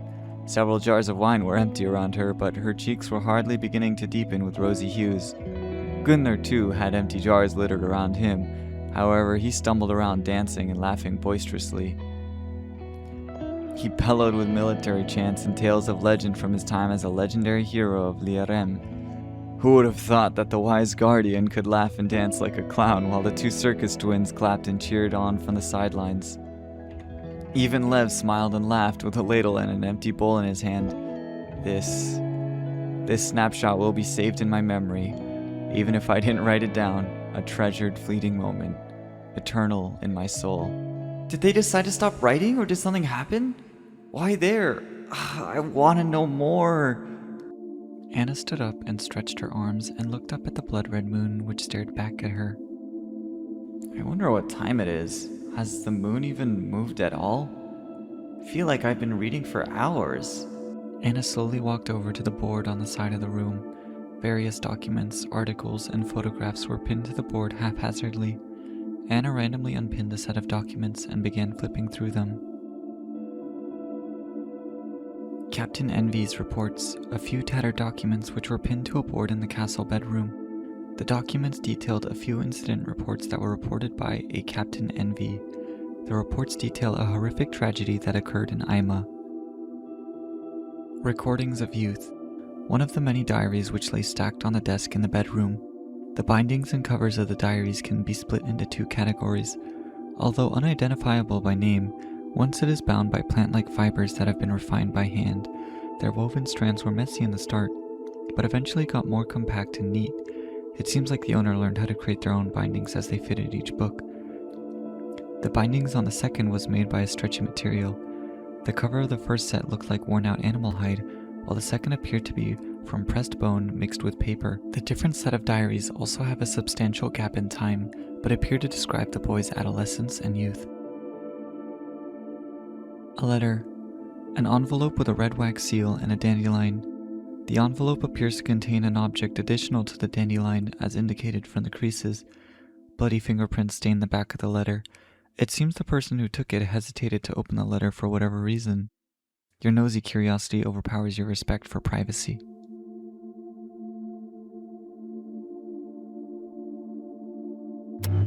Report. 163rd millennia, year 779, month, day.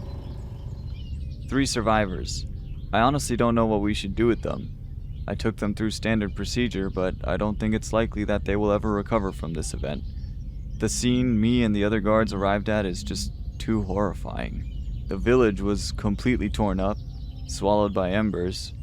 Several dead villagers were impaled over stakes and charred from the fire as if they were grilled skewers. Strange clumps and piles of organic matter carpeted the ground like some sort of twisted flower field. The only remains of the village that seem to originate from the village are a series of tables that were arranged in a circle around a bonfire. The entire thing looks like some sort of ritual. Plates and cutlery were assorted around the table formation, and in the center of the bonfire was a spherical mass of melted flesh. A few analyst soul scribes came with us, but a majority of them went mad and died on the spot after seeing the forces that were at play at this incident. We were unable to find any clues as to the mastermind behind the ritual, or even if it was successful. Our squad is still guarding the scene to make sure it isn't interfered with, and to act as the first point of contact with anything or anyone that might come back to the scene or be summoned to this realm. I hope His Majesty will place urgent attention to this case and stay diligent, looking out for any follow-up incidents. Unless they died in the ritual or found some way to escape the book, it is likely that the mastermind is hiding somewhere in Amiya. We were able to recover 4 survivors, but one of them died from malnutrition as we were transporting them back to the core. Of the other 3, 2 have attempted to end their own lives, with all 3 being malnourished and mentally shattered. The best of the 3 is a damn kid. He looks no older than my son. My heart breaks looking at him. All the survivors were found sitting in the circular dining table, with the kid staring with a hollow gaze, peering into the space in front of him. His cheeks were sunken, just like his gaze. He was a walking skeleton. Maggots crawled around him and were chewing into his arms and face. Several pieces of flesh wriggled, forming crude mouths as they kept repeating, "We love you." I apologize for the unprofessional manner in which I gave this report. However, no one else is able to think about the scene without throwing up. I can only do it by attaching myself as a fact of reality. Maybe it was just a bad dream. I wish I could tell that to the kid. Tomorrow we'll try to get some testimony or report from them if we can. Captain NV. This scene, it's just like the one described in the boy's diary. No way. How could such a tragedy happen right as they finally saw a glimmer of hope? That Mr. Magician, he proposed the idea of the feast and the ritual to Monique. But if it was a feast or ritual for Monique, nothing should have happened. The villagers have had such traditions for generations. Unless the magician tampered with it and redirected the offering? Anna turned the page to find another document. This was the testimony from the boy. Report 163rd Millennia, year 779, month, day. Testimony from one of the survivors after being asked to recount what happened. It was all my fault. I spent so much time around Mr. Magician and never questioned him. If only I... The boy broke down into tears, but couldn't even cry properly. There was just a weird combination of hiccups and wet eyes and infrequent tears. It was as if he was trying to force his sadness to remember how to feel. I was hungry. Winter lasted for over a year and we could only live off of grains and vegetables, but I wasn't satisfied with that, so I complained to Mr. Magician, and he said he found some animals the other day that we could feast on. He said that there was enough to even complete a prayer ritual to our god Monique. He said that maybe Monique could answer our prayers and save us. I gathered everyone and set up a bonfire and the tables. Mr. Magician came back empty-handed, and so I asked him where all the meat was. He said a magician never reveals his tricks and pointed at his top hat. We all gathered at the table and sat down. The boy took a few pauses and then continued.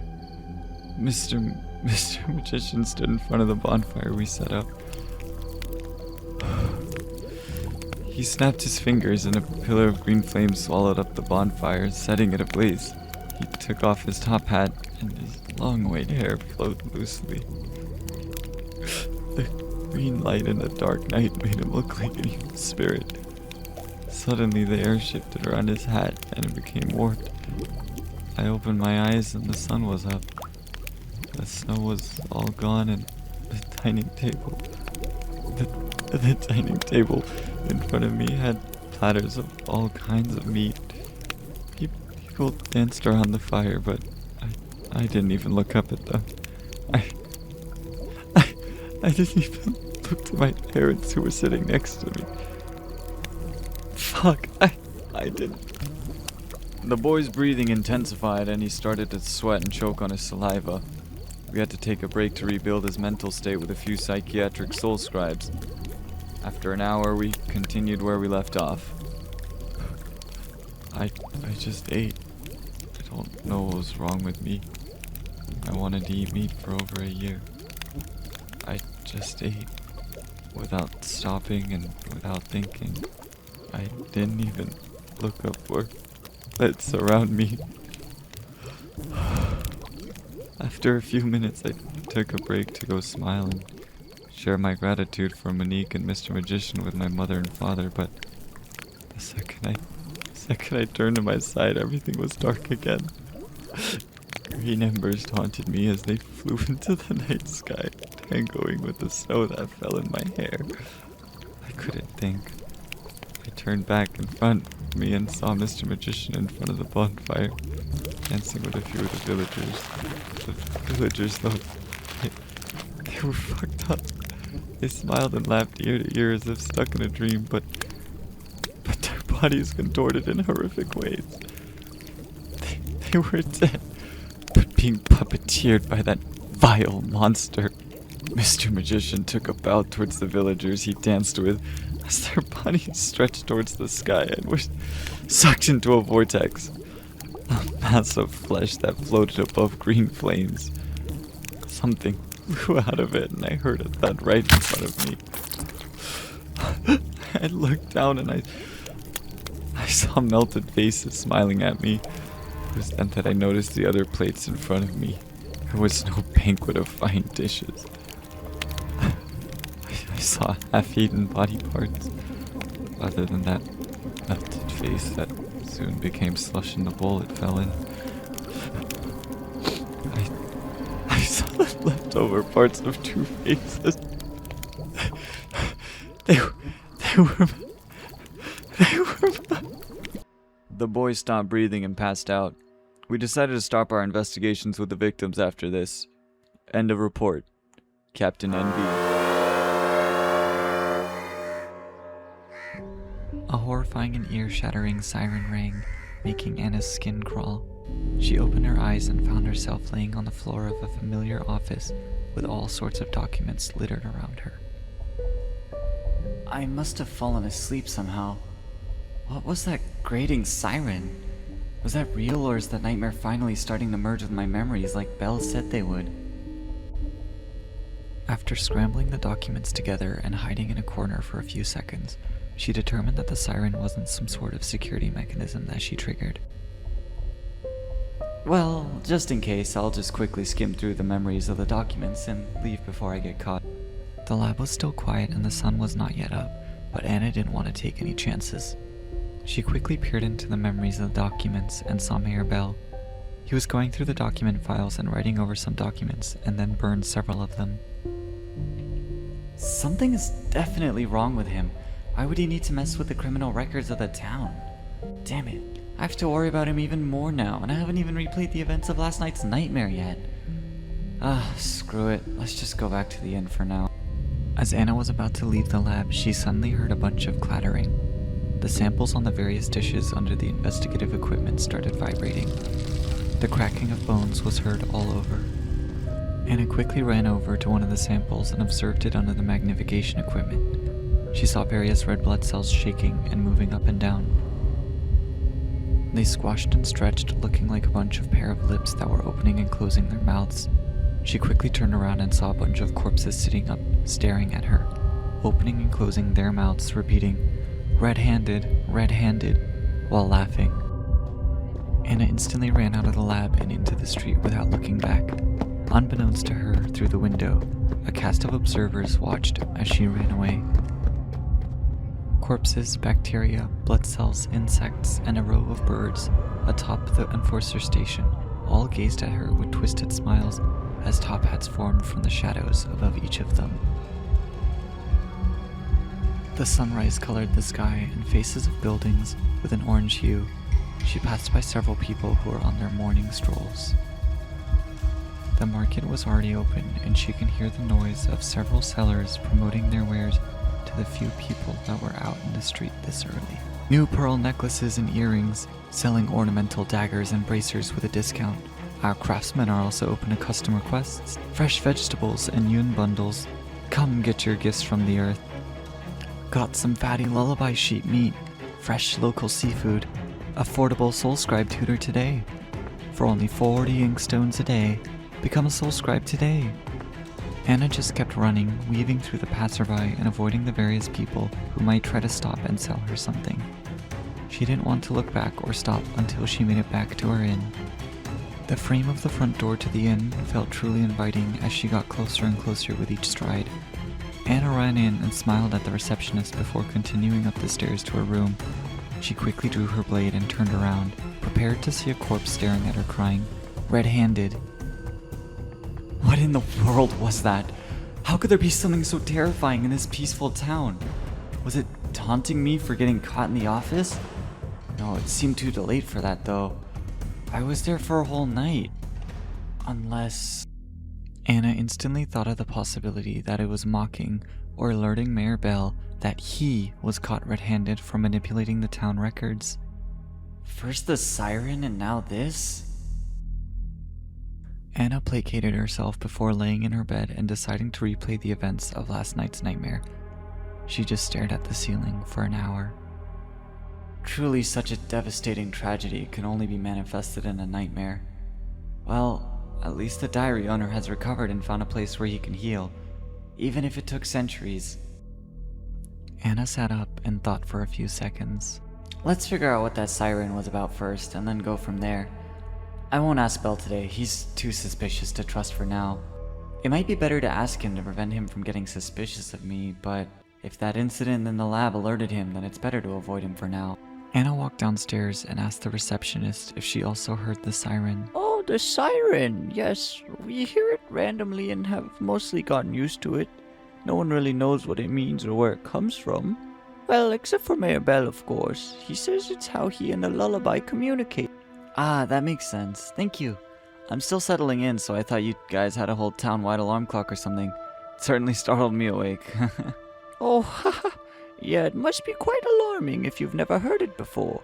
It is loud and unpredictable, so most of us living here still get startled too, but it's nothing to worry about. Alright, I'll keep that in mind. Anna decided to return to her room for the rest of the day, organizing her memories and developing some plans or theories.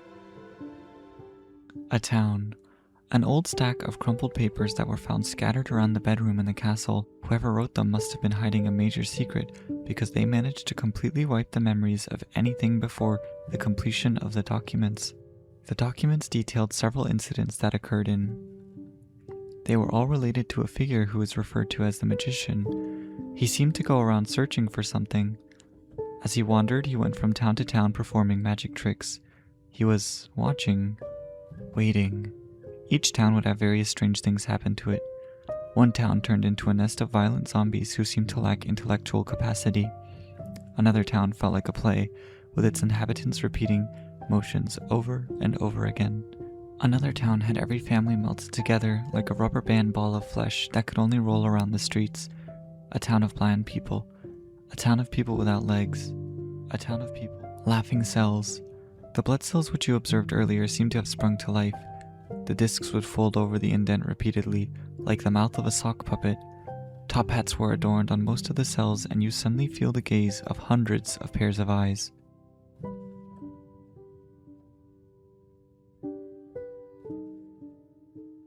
Anna wakes up on the cold wooden floor of the castle bedroom that belonged to the boy. Alright, my third night here.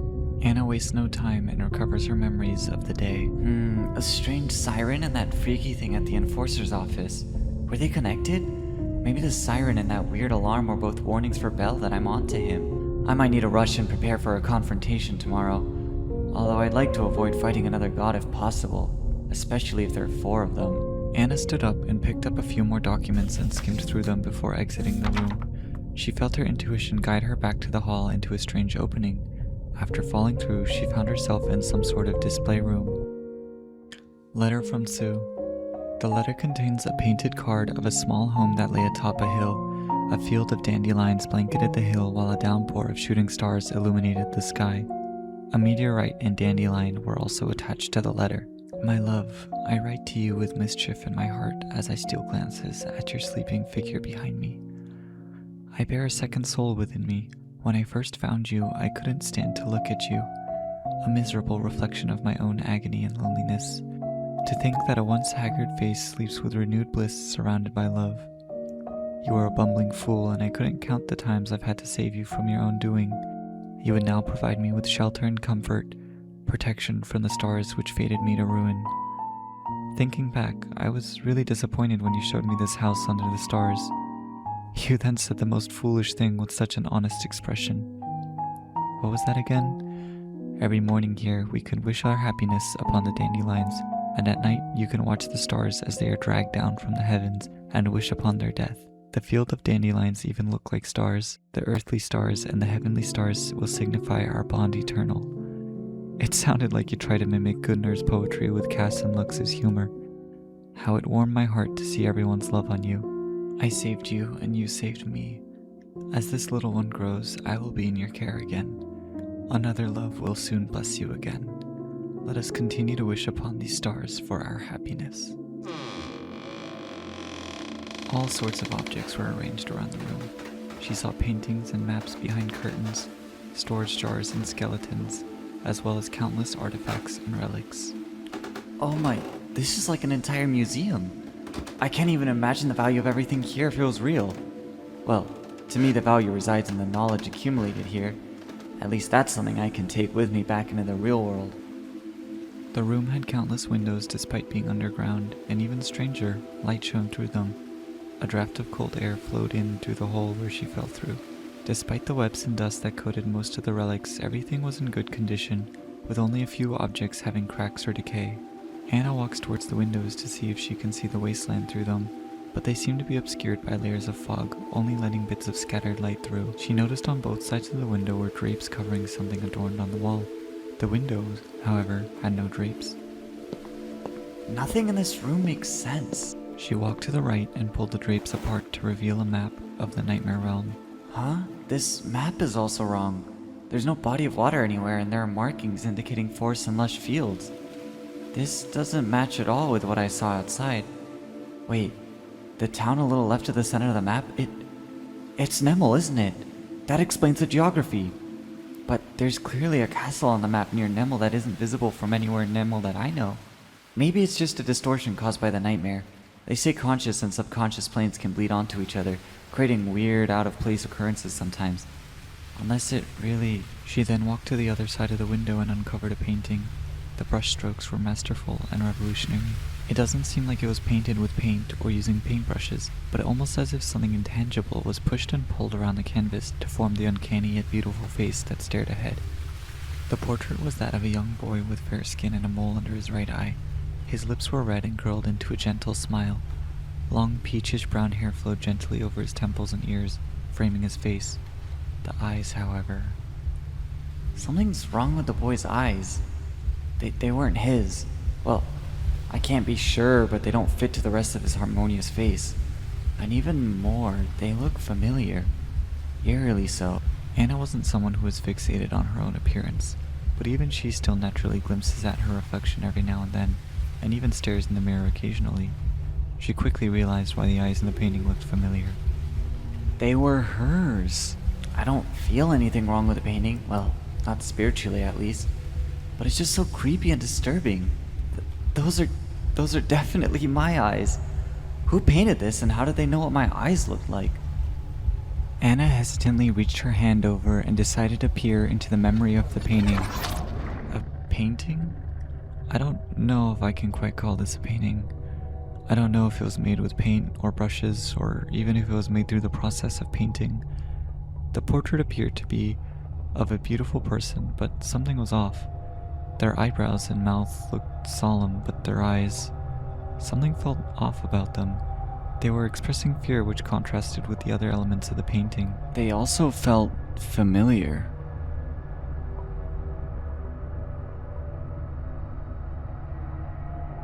The space around her muffled as if she was trapped in amber.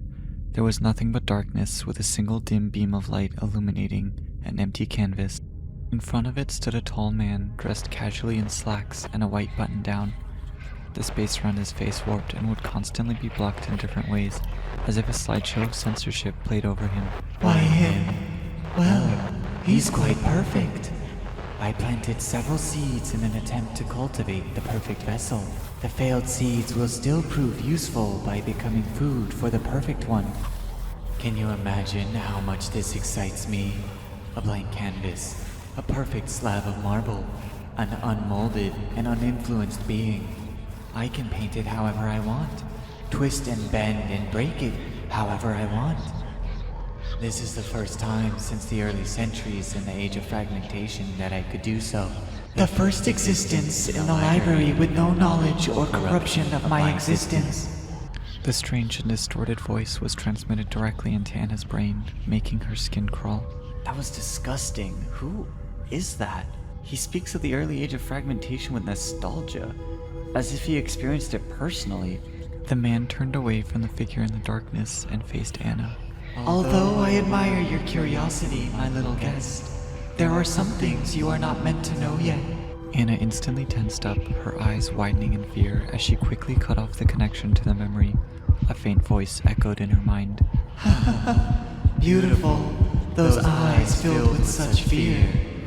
I'll make sure to immortalize that peeping gaze of yours. Anna immediately looked at the painting with fear as her eyes stared back at her, almost mockingly. Someone was able to see me from a memory? How is that even possible? A memory is just a replay of something that happened in the past. My presence as a spectator has no influence or even existence in a memory. But he clearly faced me and even spoke directly to me. He was even able to paint my eyes with such uncanny detail. Anna covered the painting back up. Her skin crawled with chills, feeling vulnerable, as if she could die at any moment, even if this was a nightmare. She could almost imagine the figure looking directly at her through her own eyes from the painting. Let's just pretend this place is playing on my fears. Yeah, it is a nightmare after all. She composed herself and waited for a few seconds, and only after determining that nothing changed did she move on. Anna looks through a few other artifacts as she strolls around the room. Most of the relics were found in various temples and ruins, and pointed to two different beings. This collection of relics and items from different ruins remind me of the adventures that the boy in the diary talked about. If this castle is his, then it's likely that the information in the castle and the experiences in the diary are his. This means that the boy is probably alive and dreaming somewhere in the real world. She stopped in front of a pair of blood-soaked eyes that floated in their glass display case. They seemed to gaze directly at her. Enough with these eyes! I feel like I'm gonna have a hard time making eye contact with people after this. So much for my social life. She removed the glass and cupped her hands around the pair of eyes and gazed into the memory of them. Map of backdrop. A map of the backdrop region. You can see the expansive young fields which you traversed with Leno, as well as the town of Nimel. Several mountains surround the area, but most of the land is flat and expansive plains. A few small villages can be spotted outside of Nimel. A large castle stands north of it. Blood-soaked eyes. A pair of plain, dark green eyes. They float in a glass display case in clouds of their own blood. One eye's optic nerves and blood vessels twist infinitely, like a screw, and the other branches outward, like branches on a tree. It seems as though they are trapped in the horror of their last moments. The perfectly preserved and undamaged eyes make you hesitant to peer into their secrets. Research proposal. A clean research proposal. It seemed to contain important information that was meant to be presented to a government of some sorts. Since it ended up here, it's obvious it didn't reach its intended audience. Most of its contents are medical and scientific in nature. I couldn't really understand any of its contents, but after analyzing the memory I saw a scene from another book. People walked around with clean, long white coats. They all wore strange masks or headpieces that looked kinda like beaks. The surrounding environment was also smooth and pure white with accents of blue or green. Various glass bottles of substances were found on trays and shelves all around the hall outside. The room itself was littered with countless papers and drafts that resembled this proposal. Empty coffee cups were stacked in the trash alongside more drafts. Whoever was writing this seemed to be at their wits' end and wandered here after losing all purpose. That must mean there's probably a few other people who wandered here, but I haven't come across anyone yet. Strange. Anna opened her eyes and overlooked a valley. In the valley were 6 figures. A plain-looking black-haired man stood behind a familiar peach-brown-haired man. The black-haired man's eyes looked like they were glazed over.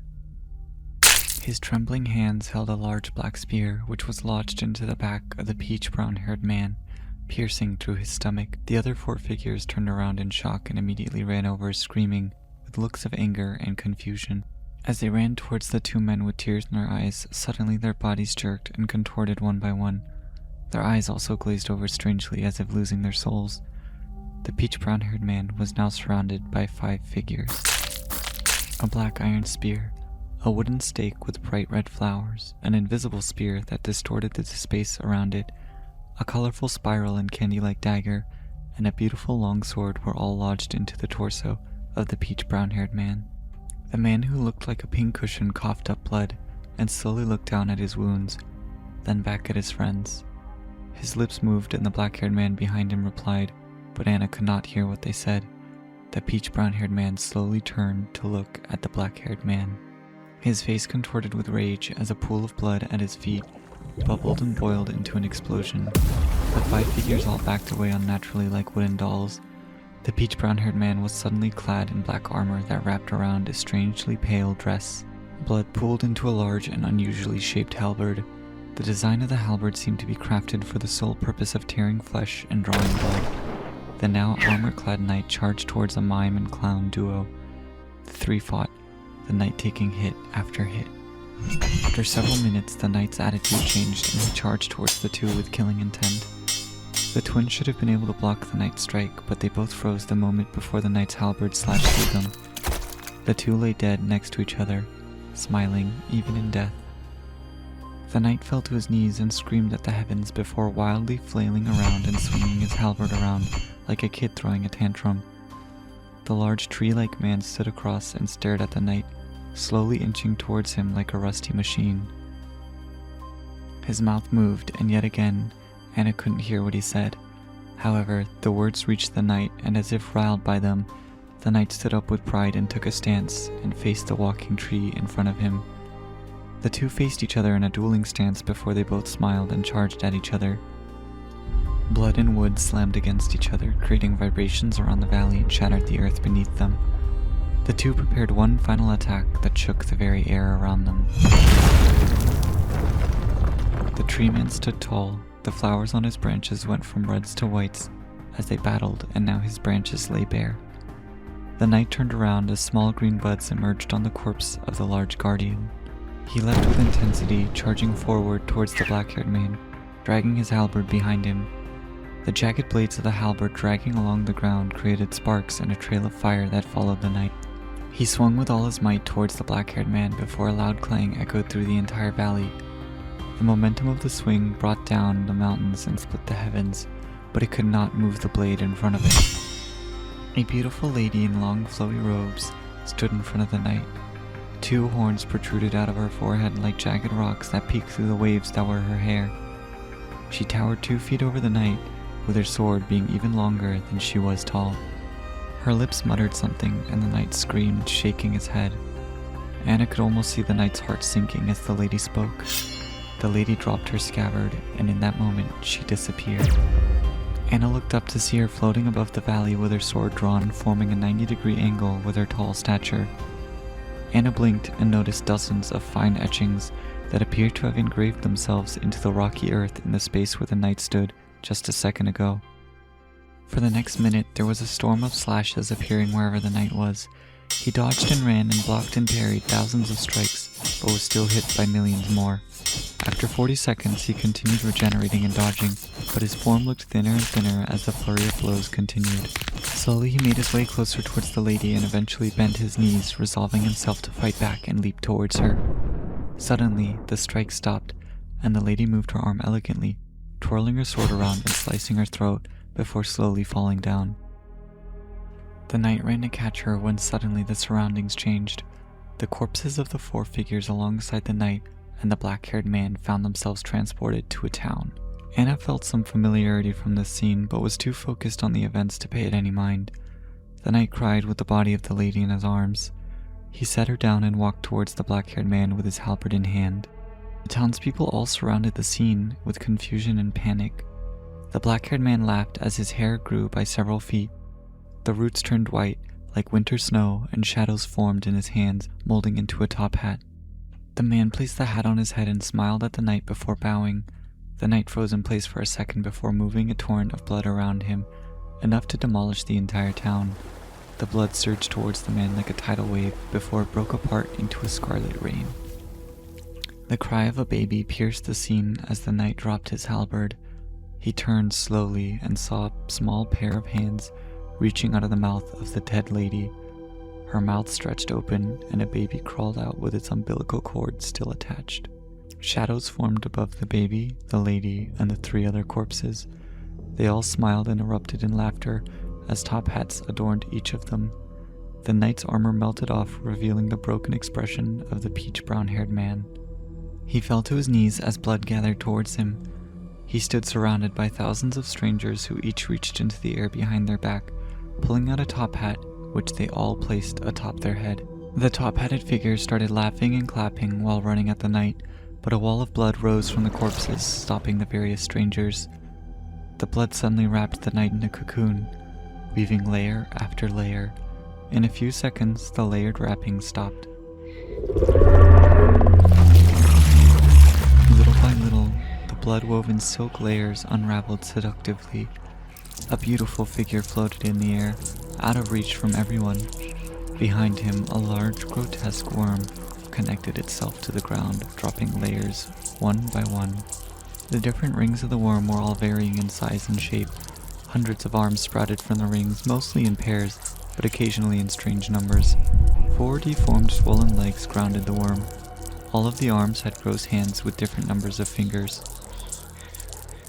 Some hands were small with swollen fingers, others were short and stubby. Some of the hands were skinny with loose skin dropping down like sleeves, others flabby and wrinkled. Faces emerged from several of the rings, crying and prying, trying to break out of the translucent layer of skin. Others grew out of the head of the worm, wrapping themselves around a perfect body that floated in the air like tantalizing silken robes. A beautiful lady, clad in a top hat, gazes at the figure as it warped itself, becoming a more beautiful, a more perfect copy of her. The figure was skinnier and had smoother skin, its eyes were clearer and kinder, and its face lacked blemishes. Its hair fell over its face perfectly, as if a divine artist painted every strand. Its hips were wider and arms thinner, with plumper breasts. Rosy lips tauntingly smiled at the lady. Something shattered in the lady, and a shrill shriek escaped her mouth. The lady began digging her nails into her waist, tearing out clumps of flesh from her stomach. Crying and laughing, she placed the lumps of flesh on her chest as her breasts molded with the flesh. Blood ran down her hips as her waist had a strange jagged silhouette. The lady bit her lip in frustration, making her blood tint her lips redder. She tore at the blemishes in her face and screamed at her inability to erase her flaws. She gouged her eyes out to prevent herself from seeing the figure, but even in her blindness, the figure was etched into her mind. She slammed her head repeatedly on the ground until eventually she stopped. Her mutilated figure lay dead on the ground. Similarly, other men and women around her corpse mutilated themselves after feeling their shame and inadequacy upon witnessing a better version of themselves.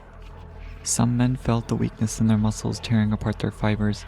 Another woman crushed her hands at the frustration that her hands couldn't paint the way she always wanted to. A man reached into his mouth and tore his own throat out, remembering his struggle to hit certain notes during an audition he participated in years ago, ending his dream. Bodies piled up around the worm, but the seemingly never-ending onslaught eventually covered the worm, climbing up its body.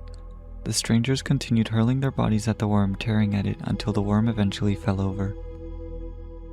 Anna felt her emotions fluctuate to every extreme as she faded out of the memory. She felt hollow and a deep sense of loss despite not knowing the person, and she also felt fearful and thought of the various flesh sculptures she saw in the basement. This nightmare almost seems like a dream compared to the tragedies that man has experienced. Even if I found him in the real world, I don't know if there's anything I can do to help him. And that damn magician, he tormented the man for centuries, ruining his happiness and place of belonging not once but twice. The hell's his problem?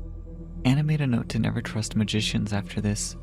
Suddenly, an ear-piercing siren wailed, reverberating in the nightmare.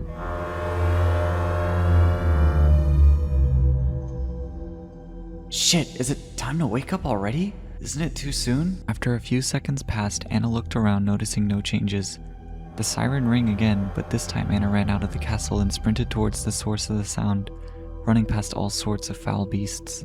She finally stopped at the foggy coast of the Innsmouth where she first woke up. She walked to the sandy coast and saw it. Washed on the shore was a strange pale creature with tentacles, gills, and webbed appendages. On its head was a bizarre helmet with a shattered glass window that covered its face. It looked like a man with unnaturally hinged jaw, its mouth stretched open by a cylinder that emitted red light. Several corpses lay motionless around the strange creature. It didn't seem to make any aggressive movements and inversely looked to be mourning. Is the siren the mourning cries of this creature? It had nothing to do with Belle or the lullaby. That damn fraud. Wait, is that... Anna noticed the blonde head of a boy, his face buried in the sand. She gently flipped him over and saw the pale, lifeless body of the shepherd Leno. It looks like only 2 or 3 days have passed since he died. This matches the time frame after he returned from introducing me to the mayor. Anna carried his body to a nearby cave and took a deep breath. I'm sorry, Leno. It's to reach the truth. I'll let you rest in just a second. She placed her hand on his head and peered into his last moments. Anna saw Leno crawling on the wood floor of the dock, gasping for air. Sitting in front of him on a stump was a familiar figure with their legs out. Even in this nightmare, their suit remained white and spotless. Mayor Bell! Mayor, please, help me. I followed the rule you gave, but the monsters didn't follow them like you described. I'm sure it was just a mistake. Please make the pain to go away.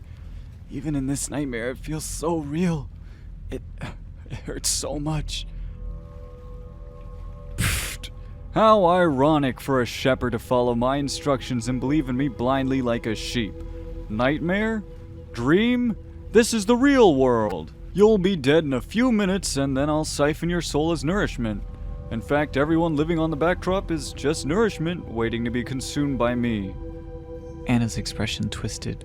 She was already suspicious of Belle and even the truth of the nightmare. Part of her conscience kept trying to deny it. After all, for a horrific reality like this not to be a nightmare is simply too cruel. The map, the memories in the eyes, the siren... Then this really must be... Anna wasn't yet certain as to which was real and which was fake, but deep down she knew. Her doubt kept growing by the minute. It was a lot more likely for something beautiful to be destroyed than for something horrifying to become beautiful. The only thing that convinced Anna of the false delusion was the fact that her memories jump from her time in Iowa to her first day in the dream. But with Belle's confirmation, she could only feel an aching pain in her heart. She knew that Leno was dead. She knew that the tragedy that the peach brown-haired man went through was real. She knew that the once populated and peaceful town of Nemel and the beauty and the rest of the backdrop is now home to horrifying, suffering monsters and death. It just doesn't make sense for me to remember being in Iowa and then suddenly being in a dream. Did I enter the dream the second I wandered here? Is there something else missing? It's likely that the dream is a memory of this place in the past, before it became whatever this is. You don't have to joke around like that, Mayor. Please teach me a rule to make the pain go away. My stomach is starting to feel cold. I usually wouldn't bother continuing any of this conversation, but I'm currently in a bad mood. Since you're already here, just listen to me for a bit. I came here a few centuries ago. Some strange guy shared some rumors about this place and its resources. I wasn't getting anywhere serving my god, so I left behind my book to establish myself here. Then I saved a bunch of you to keep you all in stock. A few centuries have gone by and my farm has grown in size and I've hardly had to lift my finger. I grew my following and bathed in luxury. Everything was going so well until that... Leno lay dead on the floor. Useless thing couldn't even wait till I finished speaking. Well, whatever. By now, that other god has probably discovered the truth here. I hope she just leaves me alone and stops bothering me. Belle dragged Leno's body and tossed it to the coast, letting it lay with other bodies. The memory ended and Anna just stood in place thinking about what to do next. The siren. A new day awaits. No voice can be drowned out forever. Along the strange coast of that foggy land, I finally saw it. The hulking mass that wailed in pain. Those screams could not be drowned out, not even by the strongest illusion, not even by the lies we feed on for our continued comfort. The creature claws its way out of the water with its 4 arms. The long tangled tentacles seem to be pulled into the depths. The creature, in a constant struggle as it wails on the shore that is littered in the bodies of those who perished in their slumber, their deaths being forgotten by their fellow man who still yet choose to indulge in their illusion. A heavy brass diving helmet is bolted over the collar of this creature. The glass which once attempted to obstruct its cries long shattered. The constant crying fills the helmet with tears which leak through the cracks of the glass. Its desperate cries have finally reached someone. A drowned plea, an old message in a bottle.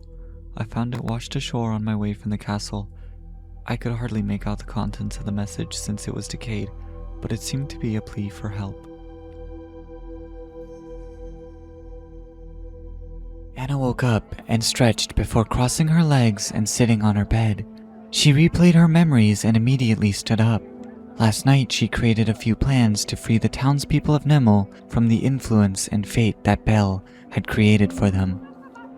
She ran around the market, paying extra attention to the noise, and quickly spotted the Dawnbringer members who she would regularly hear preaching. She was no longer concerned about her actions due to being in a dream, and immediately kidnapped one of them, snatching him off the ground and leaping around rooftops till she finds somewhere quiet. Tell me about your god.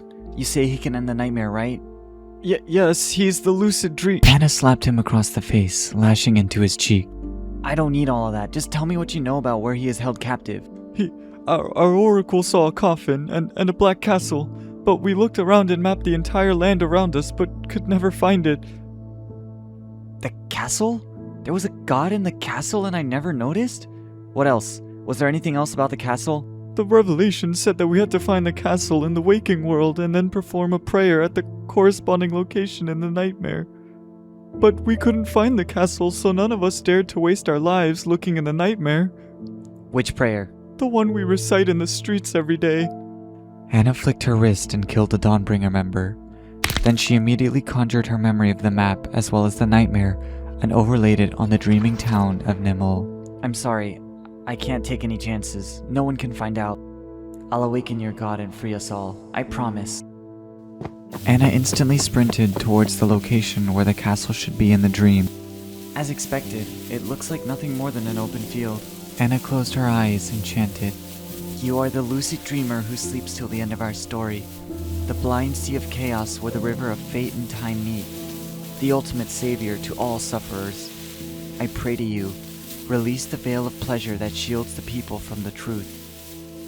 Now all she had to do was wake up. The second Anna woke up, she recovered her memories. She stood up and quickly retraced her steps back to the castle. The lullaby and Belle have probably noticed what I'm trying to do now. I have to quickly finish the unsealing ritual before they interrupt me. Sandman. Oh, Mr. Sandman, please free this lonesome Pagliacci with a dream of your design. This disgusting amalgamation of fungi and branching wood was a hollow nest. Its trunk and nest leave room for something, yet eternally remains empty. By inhabiting an empty home and decorating it with your trashy ornaments, you only ruin the value. An utter failure of a trap. Its head hangs low, buried under the weight of the sand that lulls it asleep, its eyes blinded by its own painful growths. I saw a few of these as I returned to the castle shortly after burying Leno. They lay in ambush, buried in pitfalls of sand. It seems like they wait to feel vibrations before jumping out and skewering their prey. I didn't have to worry about them much. It seems like their reaction time was dulled by the weight of the wet sand and lull of the waves. I was able to see some teeth from the small holes glisten under the moonlight. It's just a parasite through and through. A fungal growth that mindlessly takes over an entire ecosystem. Crescent. Oh, my beloved, I offer you my everything so I may see you in good health once more. I will dedicate my eternity to satiate you with the blood of the one who wronged you so. I followed the coast where I found the wailing beast. As I neared the castle, I spotted a group of strange furry creatures. They were each half my height, but their jump could easily surpass the difference. They stared obsessively in my direction, as if nothing mattered more than my life. Golden crescent protrusions were all over the beast. A single pale green leaf covered its head. A pair of arms clutched a wooden mallet which retained sticky residue of viscera. Another pair of arms rested over its shoulders. Before they noticed me, several of them gathered around a random townsperson. A few of them each grabbed a limb to stretch him flat, whilst two others alternated in mashing his torso with their mallets. It seems like they aren't safe from each other either. Several corpses were scattered around the area, most of them being other crescent creatures. All of them had their guts smashed with similar indentation in their torso. Unknown to Anna, the lullaby and Belle were not allies. However, they could easily compromise and work together for the sake of maintaining the dream. As soon as she reached the castle, she could tell it was off. There's a room here that didn't exist before. Anna looked at the dark hallway in the corner of her eye. Perhaps it was always there, and merely out of her conscious mind. Either way, she could now see it, and more importantly, feel it. Dread seeped out of the door at the end of the hallway, like icy tendrils scraping her skin. Anna nodded to herself, affirming her decision, and took her first step into the hallway.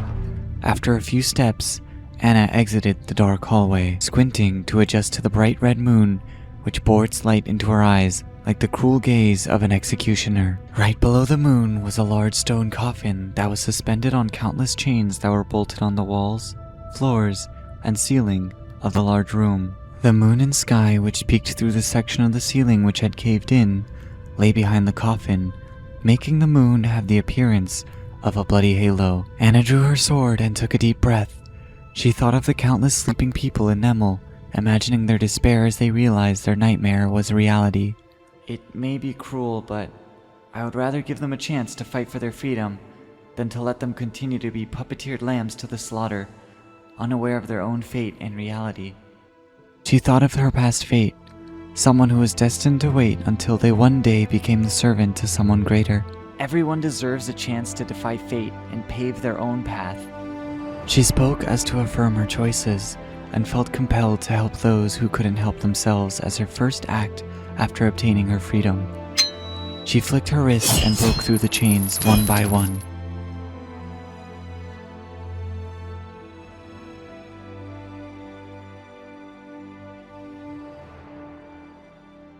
Belle and dozens of other dream gods, including the lullaby, felt a disturbance in the chained god and rushed to the castle. Some gods like Belle did not want to lose their monopoly over the sealed dream god's divine soul. Others, like the lullaby, wanted to maintain the seal as if duty-bound, and others came out of hiding, wishing to kill the vulnerable god and snatch as many benefits as they could from the gods who were in control. The various gods were at a standstill, unable to trust each other, and undaring to take the lead in running towards the castle. Amidst the chaos and the provocations that were thrown around the steps leading to the castle, an amused chuckle resounded. That chuckle turned into maddening laughter. The frustrated gods looked towards the source of the laughter and saw a man sitting on a tree, clutching his side as he looked down upon them. I'm so glad everyone could make it today. The man's long white hair fluttered in the wind like a flag. His cloak reflected in vibrant colors like stained glass, and his top hat cast a shadow over his eyes, making him look rather intimidating under the red moonlight. A random god took the initiative of being provoked first and asked, "Who the fuck are you?"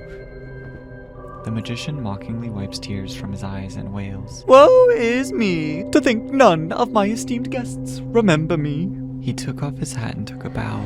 As his hat swiped over him, tracing the motion of the bow, an illusory appearance layered itself over the magician. You! The gods all looked upon the familiar figure who stood before them. They all recognized him. The god who sold them information about the sealed god who leaked divine soul and how to get to his residence. After the last chain was severed, the suspended coffin glowed bright. The various paper seals and effigies that were nailed to the coffin burned up, and the coffin crashed to the ground, creating a shockwave. In the crater where the coffin lay, a pool of blood expanded, seeping from the cracks in the coffin that were created from its impact. The sanguine liquid bubbled, forming a hideous, bloodied beast. The beast gazed at the moon before letting out a deafening roar and turning to face Anna. Everything about its anatomy was wrong. Its hair was just strings of blood, organs and intestines spilling out like tubes, and its bones protruding like daggers.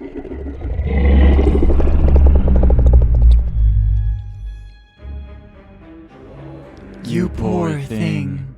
From the beginning you were abandoned. Not one connection you had was real. Only your tie to your accursed fate. But don't worry, I'll save you.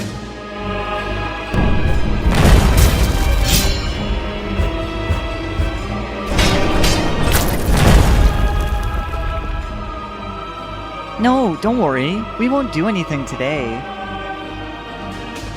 And we wanted to give it to you. What is it? Well, it's a little book of memories we made.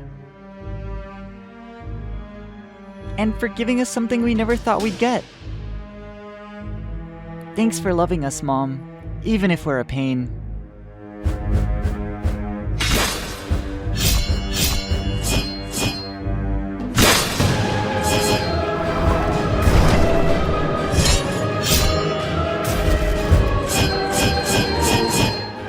My friend, what plagues thee? 'Tis not a burden, we are a forest. Us older trees stay tall and sturdy to shelter you youngins. When we fall, we return to thee to nurture and teach in life and death. The creature suddenly rotated upright. A slit in its hand opened, revealing a face. It started counting down, like a flower blooming. Anna tried to attack it with all of her might, but it was too late. Oh, stranger. I thank you for freeing me, and I must beg for your forgiveness. For anything that lives shall be pierced by my blinded fangs.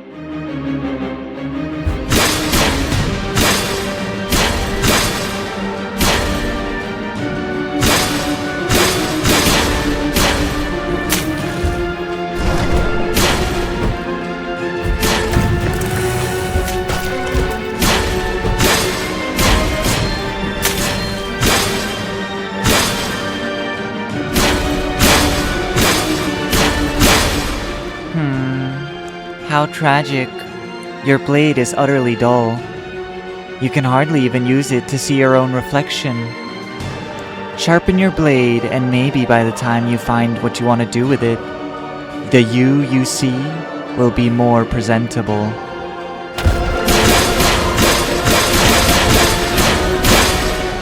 Clash after clash. Their blades' echoes reverberated in the air. The tempo that the two combatants danced at would hasten, as if preparing for the crescendo. At this point in their duel, Anna had confidently gauged the knight's glaring weakness. She resolved herself to use severance properly, despite her discomfort with it.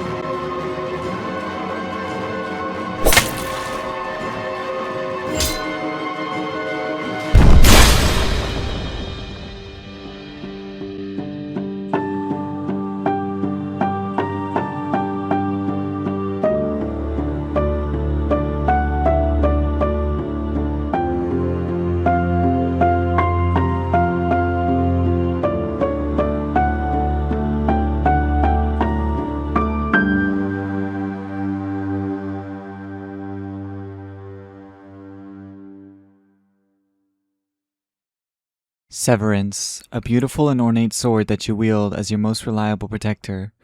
A divine memento that signifies the collaborative sacrifice of 3 gods. The silver skin is etched with markings and wrapped around the hilt. The silver bone is etched with markings and serves as the body of the sword. The silver blood is etched with markings and dances in the body like a river. This heirloom was passed down the Imu family for generations, awaiting the child of prophecy. The blade allows for the user to sever anything the user can see.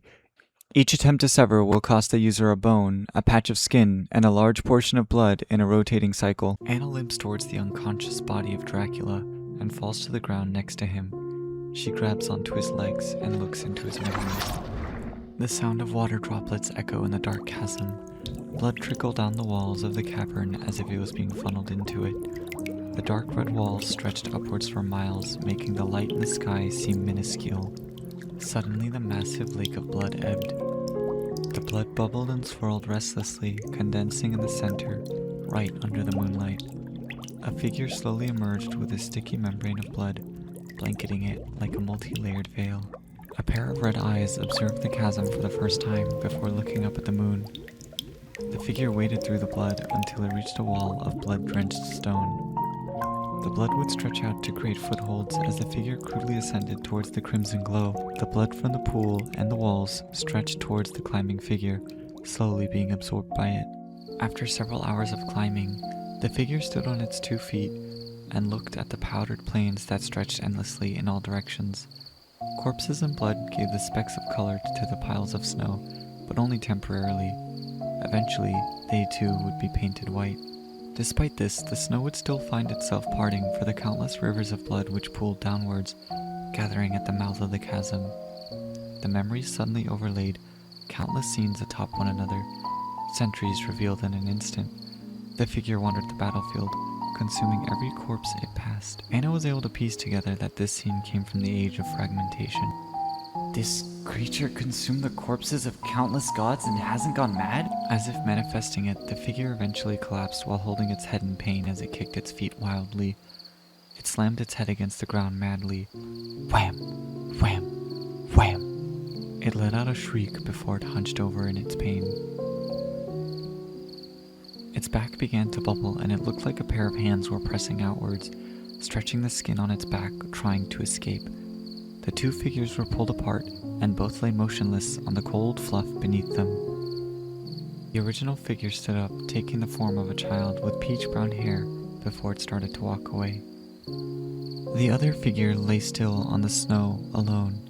Its long white hair fell gently over its naked body. The spots of green in its hair, as well as the few shiny green scales on its skin, made the figure look like a patch of grass poking through the winter landscape. Isn't that the magician? The magician sobbed and wailed in agony. My head, it hurts. What is all of this? The magician started to tear chunks of its flesh off. Then it started praying, then more flailing and wailing. It was just trying to find some sort of comfort in its agony. When he said he was abandoned by his mother, this is what he meant? The scene faded and started shifting to follow the child like Dracula. Time rapidly passed by as he was adopted, growed up, experienced his first tragedy, and eventually wandered to the backdrop. Events continued to play, but Anna was already somewhat familiar with it all. She was more focused on something else. Her brain started churning, inspiration rapidly flashed like lightning as she pieced all of her information together. There were two sets of memories or items, ones belonging to Dracula and ones belonging to the magician Lev. The various sources from Lev described a twisted relationship with an abusive savior. She connected the final scene to the process that was described in the blasphemous mural. Dracula must have been expelling all of the negative corruption and sin from the various gods he ate. He probably didn't know that it would result in a new life. No, he was a product of the similar process. Did he know? In doing so, he moved on as a blank slate, free from forbidden knowledge and negative feelings. This left Lev an existence solely formed from corrupting feelings like despair, jealousy, insecurity, and madness, abandoned and alone. To the hidden existence that described Dracula as the perfect blank canvas, Lev's existence was perfect as well. He would have been easy to groom and take advantage of due to his psychological problems and deep loneliness. Anna deduced that the various incidents were all orchestrated by this elder god. The scene eventually caught up to the moment Dracula was defeated in his fear form after ending the lives of his friends. As Dracula's fear form melted away, he lay on the ground, his eyes red and swollen from his tears. In his damaged state of mind, he prayed. In the periphery, more figures ran toward and piled on him. You are the lucid dreamer who sleeps till the end of our story. The blind sea of chaos, where the river of fate and time meet. The ultimate savior to all sufferers. Darkness enveloped Dracula, and distorted laughter can be heard echoing from every direction. To one side, a beam of light highlighted a small radio player as a voice rang out from it claiming that Dracula was dead. The light faded, and a new part of the darkness was illuminated, showing a television that showed an ever-changing figure as he gave a summary of how Dracula died. As the figure was speaking, the light would fade away and reappear in different areas from sentence to sentence. It shifted from a newspaper to a stone tablet to a rotary phone to a porcelain doll and so on. Suddenly, the spotlight shone in front of Dracula, and a figure slowly walked into the light. He had beautiful white hair and long tentacles that dragged across the floor. He wore robes that made him look holy and demonic at the same time. In his eyes, countless stars were birthed and died out in mere seconds. He smiled and turned to a corner in the darkness.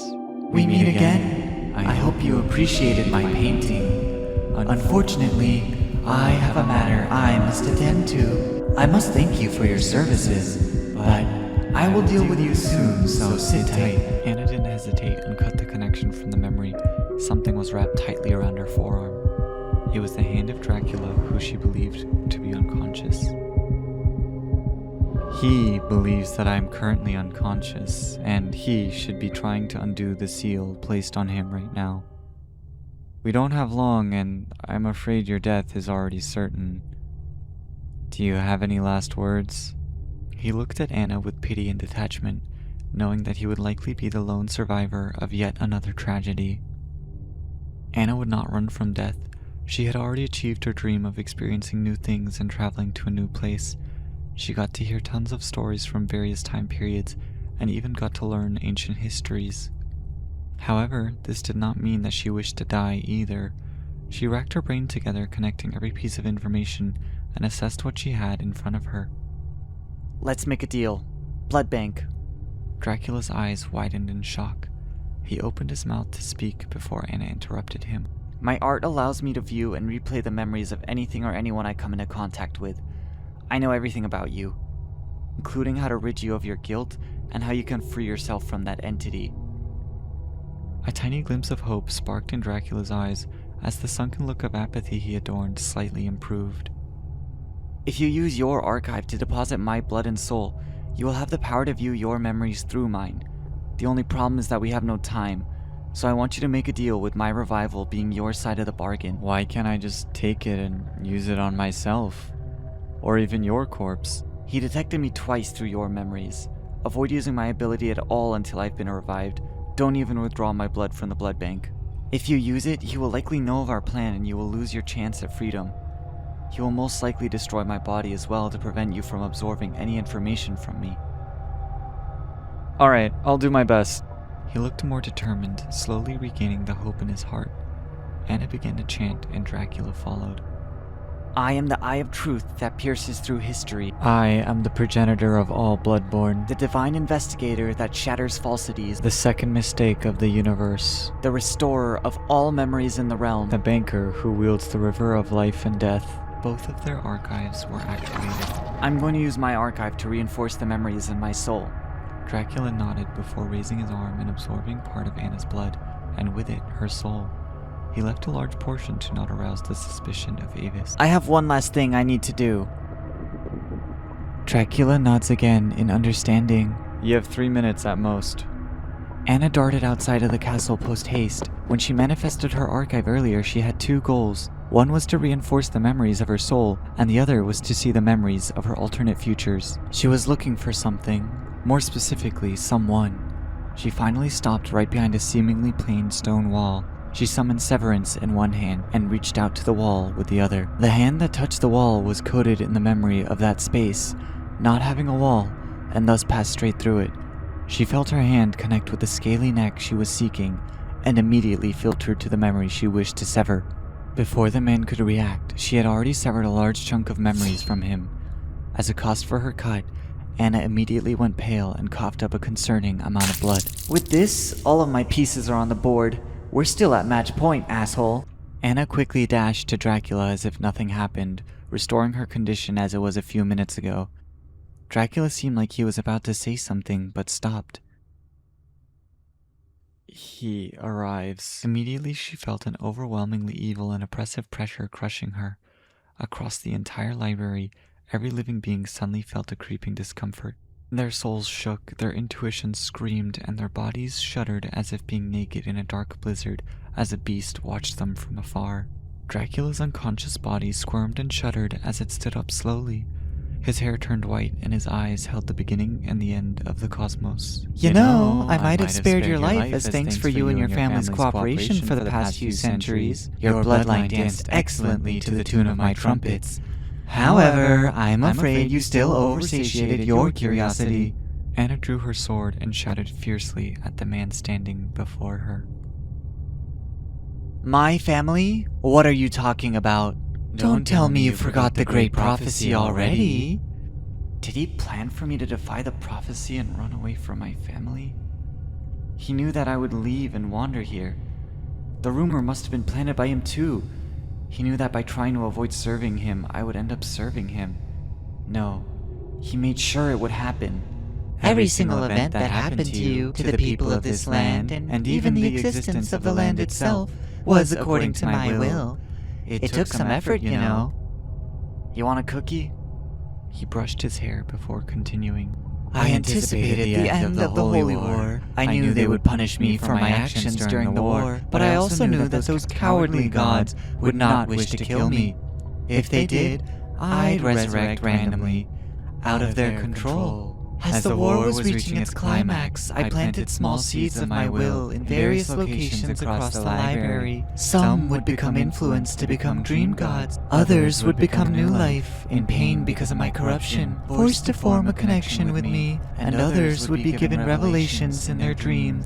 The image of Anna's family came to her mind. Her heart started to beat violently, and she gnashed her teeth together. I provoked the Ace of Wanderers to this little book we stand on today, and led him to believe we were evenly matched. Upon seeing my injured self, and sensing his nearing defeat, he turned himself into a phenomenon memento. Utter fool. Since mementos do not have strong wills, it was easy to shape its properties, a blessing to let people wander here, and a curse that makes those who wander forget something vital. Losing a vital memory? Sure enough, after she peered back into her memories, she noticed a problem. There was a slight error in the space between her last memory on Iowa and her first day on the backdrop. If it was never pointed out that a memory would be lost upon wandering, she would have never suspected a thing.